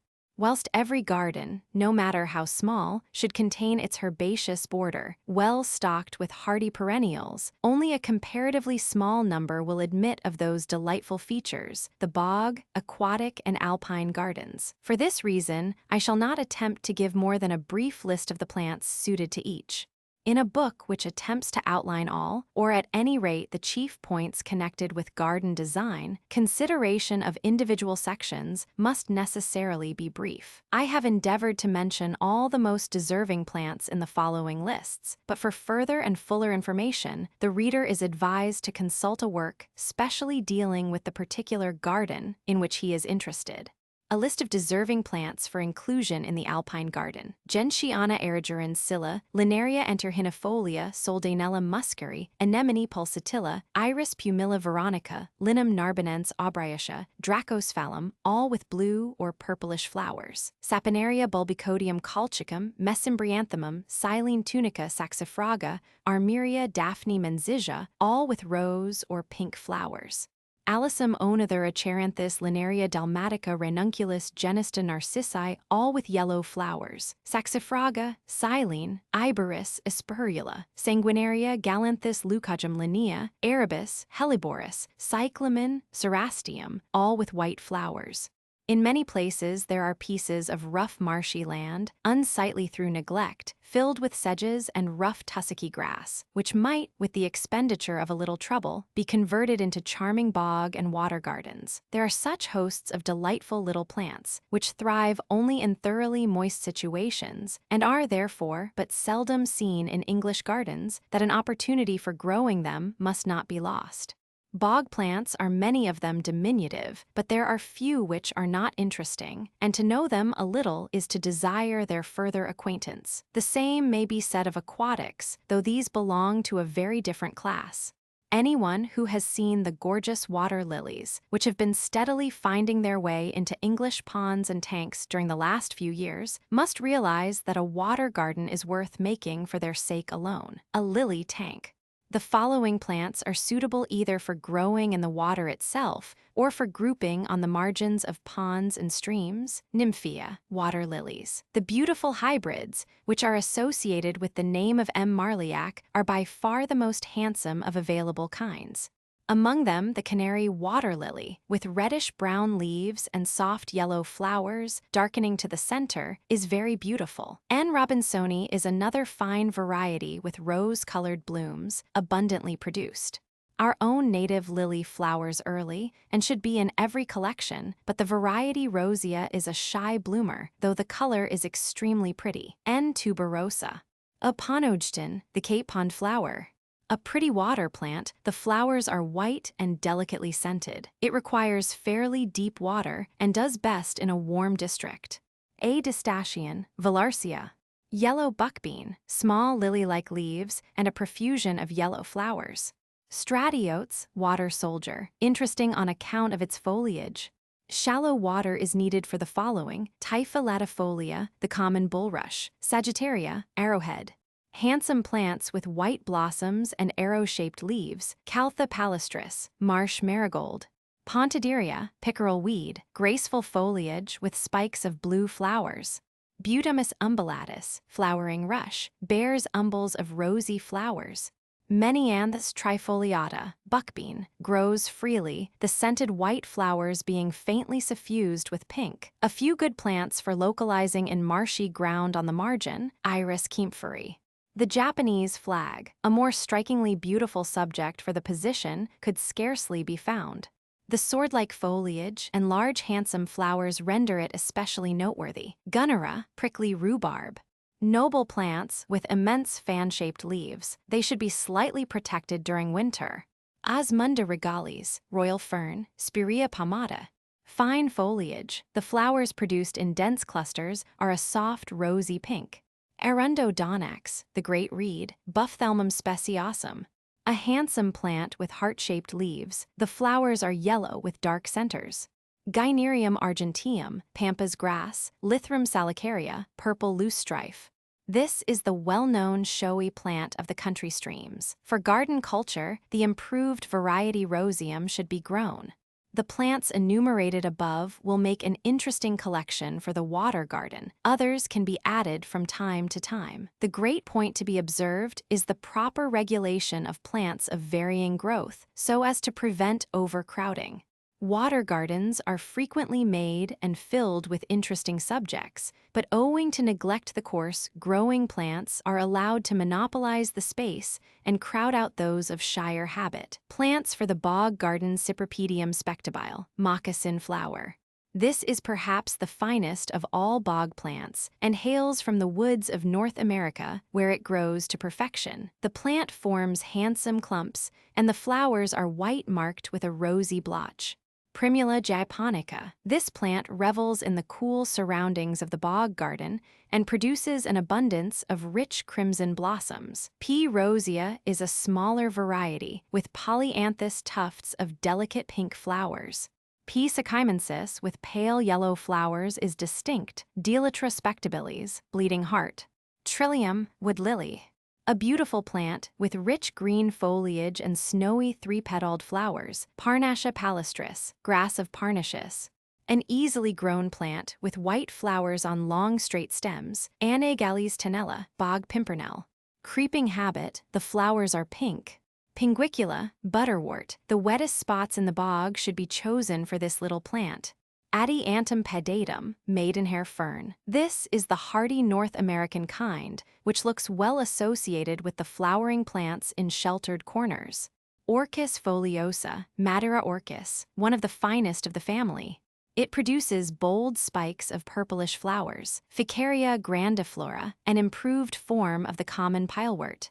Its bright masses of golden flowers render it a welcome addition to the bog garden in spring. Saxifraga peltata. The above are all more or less dwarf-growing plants and suited for bog gardens on a small scale. In larger places, good use will be made of rhododendrons, ferns of various kinds, sedges, and numerous lilies, especially superbum, to give boldness and distinction to the scene. It is a mistake, when it can be managed otherwise, to grow only small plants, as the effect is generally patchy and insignificant, besides giving the bog a dull, flat appearance. So many beautiful flowering shrubs and hardy lilies grow best in a peaty soil, so that on the fringe of the bog, where the ground is drier, whole colonies of beautiful plants may come trooping down to the edge, shutting off the little enclosure from the rest of the garden. Good drainage and the destruction of weeds are points essential to success, and a close watch should be kept for stray plants of sheep rot, which if allowed to spread, will choke the whole bog in a short time. Chapter 10. Flowering Trees and Shrubs. The majority of English gardeners are slow to recognize the value of the various flowering shrubs as an aid to the carrying out of design. Our gardens, as a whole, are far too somber, a result of planting extensively with dark, close-growing evergreens, which keep out the light and reduce our pleasure grounds to the verge of monotony. Evergreens are well enough in their way, and in certain instances form valuable screens to unsightly corners at all times of the year. But their use has been overdone, and by their presence they are crowding out a host of beautiful subjects, graceful and varied in their mode of growth, and productive, also, of that most needed element in our often saddening atmosphere, color. Small gardens, especially, can ill afford to be overplanted with laurel and privet, a form of encroachment to which they are particularly liable. The majority of evergreens are greedy feeders, and their hungry roots travel in all directions, impoverishing the soil in the beds and borders, which, owing to lack of space, have to be formed in their near vicinity. The prejudice which exists against deciduous trees is in reality quite unfounded, as anyone must realize who has taken the trouble to examine the structural beauty of trees which shed their leaves. The exquisite tints of autumn, the gradual revealing of hidden beauties in bark and stem as the summer mantle is discarded, are sights we look for in vain in evergreens. Summer and winter they hardly vary, and gardens in which stiffly growing hollies, dusty yews, and straggling laurels monopolize nearly all the space, are usually lacking in interest just when they should be full of charm. If some of the old shrubberies filled with worn-out, decaying evergreens could be rooted up, letting in the air and sunshine, how much better would it be? Their place might be taken by a varied collection of graceful, deciduous trees and shrubs, which during their flowering period would afford constant interest and pleasure. Of course, a garden from which evergreens were entirely banished would be bare and cheerless to a degree during the winter months.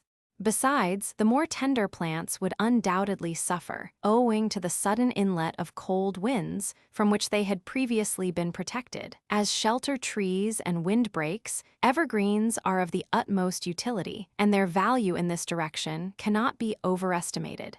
Judiciously planted and used in moderation, they are always pleasing. It is only by constant repetition and the formation of dense, gloomy thickets that the designer wearies us by their presence. Granted, however, that evergreens have a certain value, there is no reason why we should not aim at greater variety than is at present the case. In addition to the ever-present laurels, there are whole families of rhododendrons, barberries, olaria, kalmia, certain of the heaths, daphne in sheltered situations, cotoneaster, and many others. These are all beautiful at their flowering period, and at other times, by their diversity of form and habit, will make a welcome change to the existing conditions. I have felt it desirable to draw attention to the need for further recognition of the flowering shrubs, both deciduous and evergreen. They present so much variety and charm, and are, moreover, adapted to such a variety of situations that it seems unreasonable to exclude them from our gardens. Another point in their favor is the supply of decorative bloom which is obtainable from such free-flowering subjects as the various quinces, brooms, weigela, syringa, and others. Whole branches of bud and blossom look exquisite when lightly arranged in jars and vases, the Japanese methods being worthy of imitation, so that in both garden and house, endless possibilities are presented to the modern gardener. In order to recall a few of the best varieties, nearly all of which are hardy, I give a list of those which have proved deserving of a place. Azalea, these beautiful flowers should be grown much more extensively, not only during their flowering period, but in the full glory of their autumn foliage. They are supremely lovely. An endless number of varieties are available, the hardy Ghent azaleas with a fine range of color being perhaps best for general purposes. A. mollis, a dwarf Japanese variety, is useful for grouping in front of the larger kinds. Those living in the south, or having gardens with sunny, sheltered dells, may also plant A. indica, which is a sub-evergreen. Let no one be deterred from growing these beautiful shrubs under the impression that they require peat. In ordinary garden soil, they thrive wonderfully if protected from cold winds. Magnolia, beautiful flowering shrubs from China and Japan. M. conspicua bears a profusion of snowy blossoms early in May. A dwarf growing variety with starry white flowers, M. stellata, should be grown in sheltered corners. At Q, the effect of bold groups of azaleas and magnolias in the open may be seen during the spring and early summer months. A garden house. Rhododendrons form gardens in themselves, such is the variety of habit and coloring which they display. Nevertheless, they are often overplanted, and when out of flower, the banks of evergreen foliage become monotonous. A better plan is to choose a few really good hybrid varieties and group them carefully according to color and period of flowering, interspersing with shrubs of different growth to prevent monotony. Almost every shade from white to deep crimson is to be found in these showy flowers. Limestone soils are very prejudicial to their welfare, but otherwise they succeed in a diversity of situations. Numbers of hybrid kinds are catalogued, and it is an easy matter to choose a dozen or so really desirable varieties. Cytisus, broom. The common broom is by no means to be excluded from our gardens, where its cheerful presence in the semi-wild parts is very welcome. Among cultivated varieties, the beautiful white form C. albus is very graceful, with its long dark green sprays covered with snowy flowers.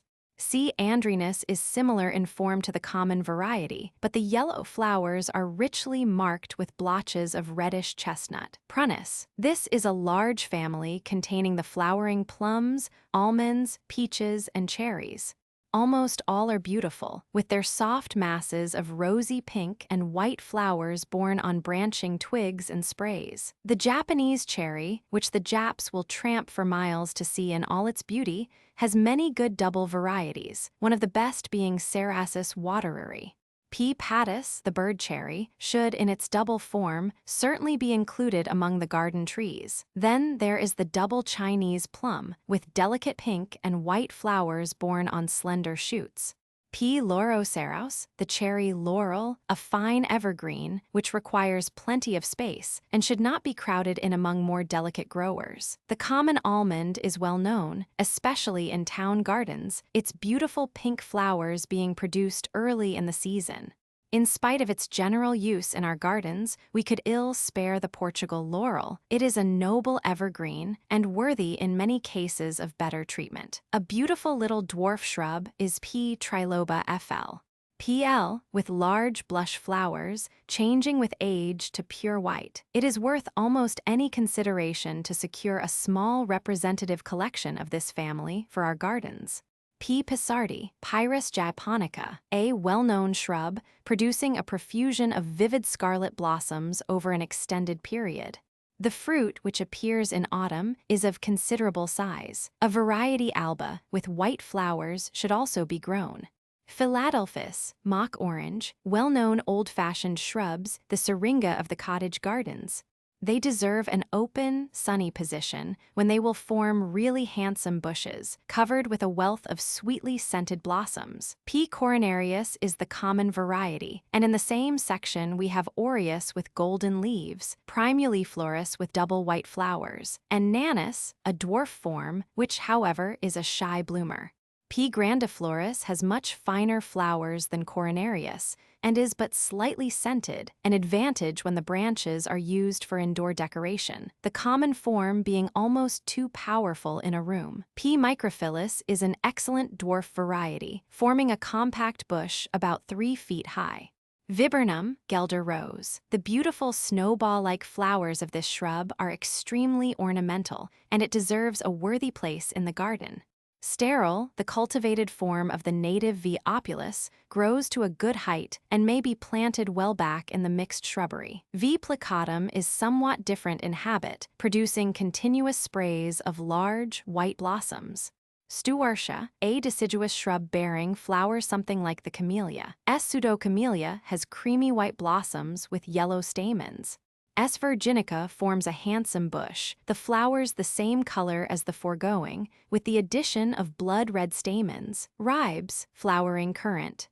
2 well known to need description. In addition to the common variety R. sanguinea, the buffalo currant, with yellow flowers, and the double form florpleno, which blooms later than the type, should also be grown. Syringa, lilac. Grouped in bold masses, the lilac family is a charming one in the garden. A sheltered corner devoted to a representative collection, or a good hedge formed of several varieties, is the way in which they should be grown. A straggling bush, hemmed in by coarse evergreens, is a poor way of displaying so charming a flower. The following are worthy of notice: S. chinensis with rich violet flowers, S. japonica with large creamy-colored flowers, and S. persica, the Persian lilac, a much smaller kind, which looks well planted in the foreground of large groups. The flowers are pale mauve. The white variety, Marie Lagrange, is very handsome, Choisya ternata, Mexican orange flower. Not quite hardy, but worth a sheltered position on account of its shining evergreen foliage and abundance of pure white flowers. It is a good plant for warm seaside districts. Cotonaster, rockspray, hardy and easily grown rock shrubs. C. buxifolia forms a good-sized bush, the flowers white, and produced abundantly. C. microphylla is useful for walls or sloping banks in the rock garden, where there is a bare space which needs covering. The cotoneasters are evergreen, and in winter are rendered bright and showy by clusters of scarlet or crimson berries. Forsythia, golden bell. Dwarf growing subjects of exceedingly graceful habit. F. suspensa is the best known, and the long trailing branches, covered with golden blossoms, look especially well hanging over a bank or low wall. F. viridissima is more compact than the foregoing, and likes a position fully exposed to the sun. Deutzia, the hardy outdoor kinds are crenata and florpleno, both with white flowers, those of the latter being faintly tinged with pink. The slender stems and clustering racemes of flowers render this a delightful shrub. Kalmia, mountain laurel. Charming evergreen shrubs from North America. The waxy flowers are produced in clusters, the color being a delicate rose. K. latifolia is the best, and will thrive in garden soil in which there is a slight admixture of peat. On limestone soils, they are seldom a success. Berberis, barberry. The best of the group is B. darwinii, an evergreen variety with showy orange flowers. B. vulgaris, the common barberry, is more beautiful in fruit than in flower, a charming companion being B. thunbergii, with bright scarlet berries and foliage turning to a rich tint in autumn. The mahonias are also included under this head, of which the common variety, M. aquifolium, should be in every collection. Its copper-colored leaves, bright yellow flowers, and purple berries afford a good contrast to other plants in the shrubbery. Weigela, bush honeysuckle. Charming groups of these shrubs may be formed on the edges of lawns and other suitable places. There are many varieties, nearly all beautiful, their autumn foliage being particularly well-colored. W. rosea is the form generally met with, but it is hardly so deserving as W. grandiflora or Annabilis, as it is often known. There is a fine golden-leaved kind, W. lewimansi aurea, which may be grown if space can be found. Ruse, sumac, more quaint perhaps than beautiful, but worth planting, if only for their truly gorgeous foliage during the fall of the leaf. The Venetian sumac is one of the best. Tamarisk, tamarisk. excellent shrubs for seaside gardens. The flowers of T. gallica are white, tinged with pink, and the small spikes look exceedingly well among the feathery leaves. Spirea, shrubby meadow sweet, a large family numbering many delightful varieties. It is useless crowding these spireas among a tangle of rampant evergreens, as their graceful beauty is lost and they are soon destroyed. Well-defined clumps on lawn margins show them at their best. S. aeriifolia, the spray bush, is very lovely with its panicles of white flowers. S. japonica, with clusters of pink flowers borne on slender stems, is another good kind. And the improved variety, Anthony Waterer, with blossoms of a rich crimson hue, is most striking. The plume meadow sweet is a large and handsome kind, which requires a fairly warm position when its beautiful foliage is particularly attractive. Hydrangea paniculata grandiflora, plumed hydrangea. During the autumn, this is one of the handsomest plants in the shrubbery. Under good culture, it produces enormous clusters of white flowers, the whole bush being often covered with a profusion of bloom.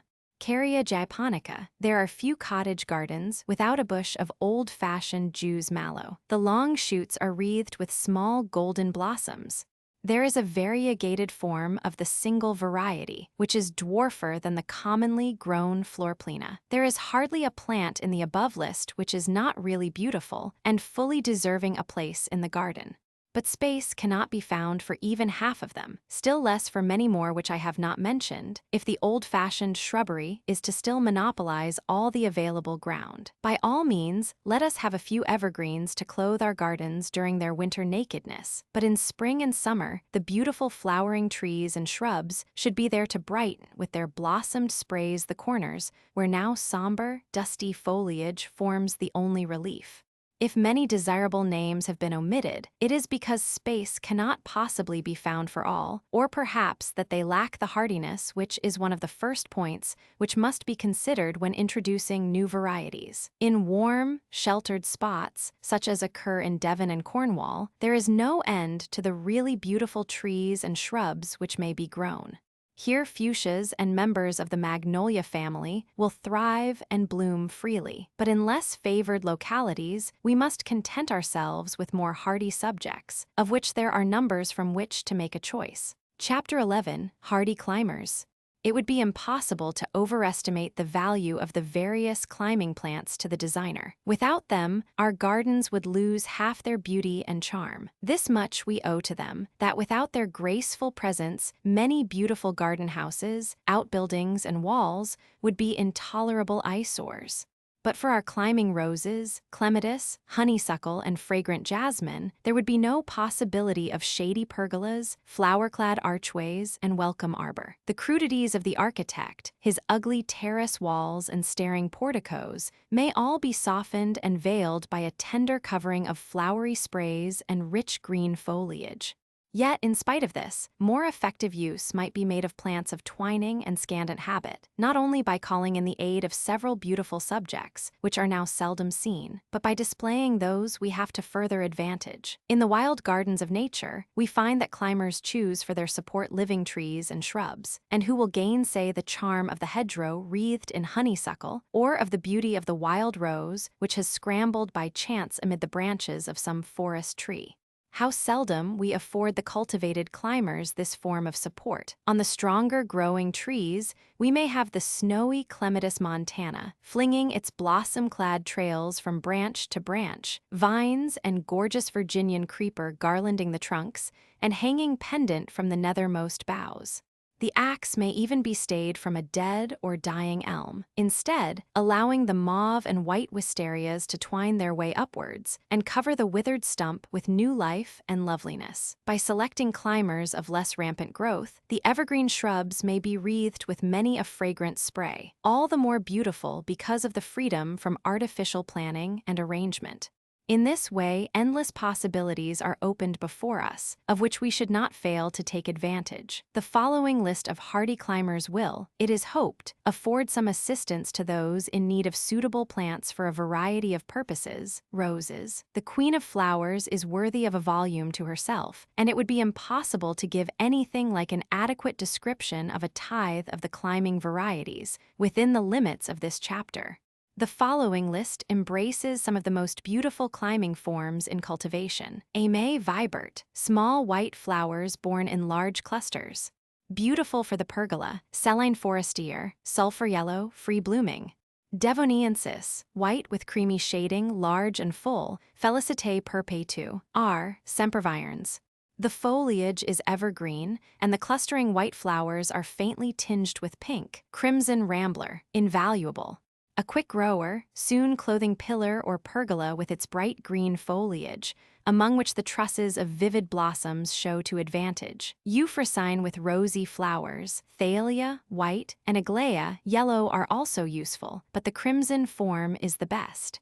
W. A. Richardson, yellow and orange flowers with beautiful copper-colored buds, fine for arches and low walls. Paul's carmine pillar, a single variety with bright carmine flowers. It is quite hardy and looks well covering a trellis. One of the best single climbers. The single white is also desirable. Alice Gray, belonging to the Ayrshire section, blooms in summer. The flowers are creamy white, edged with pink.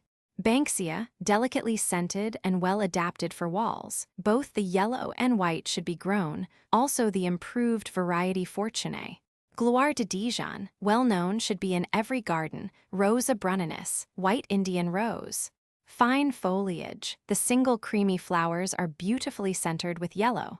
A lovely variety for rambling among trees. Rosa machata nivea, musk rose. Another single. The flowers are scented, the color white, suffused with pink, and the center of each occupied by a bunch of golden anthers, the buds pink. Very free-growing, Austrian briars. For rambling over dwarf trellis or about the base of stone balconies, these roses are most useful. Both the yellow and copper-red forms are worth growing. Rosa rubrifolia, red-leaved rose. Of little importance, so far as its flowers are concerned, but delightful for its richly colored leaves and purple shoots. Rêve d'or, belonging to the noisette section. A favorite variety with nankeen copper flowers and a profusion of rich brown shoots. Lamarck, white with yellow center, a free-flowering kind, growing well on a wall. Sweetbriar. These are a lovely new race, combining the sweetness of the old sweetbriar with a wonderful color range in the flowers. They are generally used for hedges, but look well trained as pillar roses. A few ought to be in every garden on account of their fragrance. The following are good kinds: Meg Merrilies, rich crimson; Lady Penzance, soft copper; Brenda, blush; Julie Mannering, delicate pink; Minna, white; Anne of Jayrstein, deep crimson; Jeannie Deans, semi-double, vivid crimson; Rose Bradwardine, clear rose; Clematis. There are but few positions in which these will not appear charming. Porches, arbors, trellis, and pergola all look lovely when wreathed with some of the new hybrids, whilst the traveler's joy forms beautiful garlands among the branches of the larger trees. C. montana, with its myriad white blossoms, is one of the best for the house.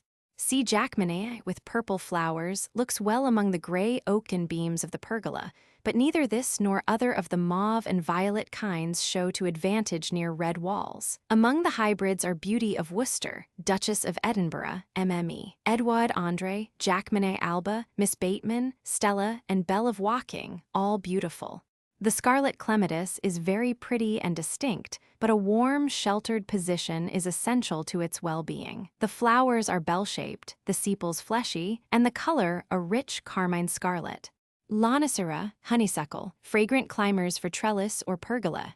They also look well twining among the branches of trees with dark foliage. A sunny, open position suits them best. L. japonica, with leaves somewhat like the oak, is a pretty form, quite hardy. The variety Aurea reticulata, with leaves overlaid with a network of gold, is also beautiful. A warm wall is needed for L. sempervirens, with handsome tubular flowers in shades of scarlet and yellow. The winter flowering kind, Fragrantissima with white flowers, is sweetly scented, an early bloomer. Jasminum, J. officinale, the white jasmine, is a quick grower, soon covering an arbor, for which position it is perhaps best suited. Nudiflorum should be grown on account of its welcome note of color, when the garden is otherwise dull and bare. Wisteria sinensis, a beautiful woody climber, delightful for the pergola, in which position its long racemes of mauve flowers are seen to great advantage. The variety alba is also fine. Wisterias might be more often grown among trees, especially if the latter are past their prime, and so will not suffer from the embrace of so large and free-growing a climber. Tecoma, trumpet creeper. Fine scarlet corymbs, but must have the shelter of a south wall in all but southern counties. Tropiolum speciosum, flame flower. A gorgeous creeper, which often defies all efforts at establishment. The lakeland cottages are often enveloped in its glowing trails, which also look beautiful wandering over somber yews or dark-leaved shrubs. Partial shade, Crataegus pyracantha, evergreen foliage and brilliant scarlet berries. Suitable for a wall. To this list must be added the ivies in great variety, Ampelopsis tricuspidata, A. quinquifolia, Virginian creeper, and the vines.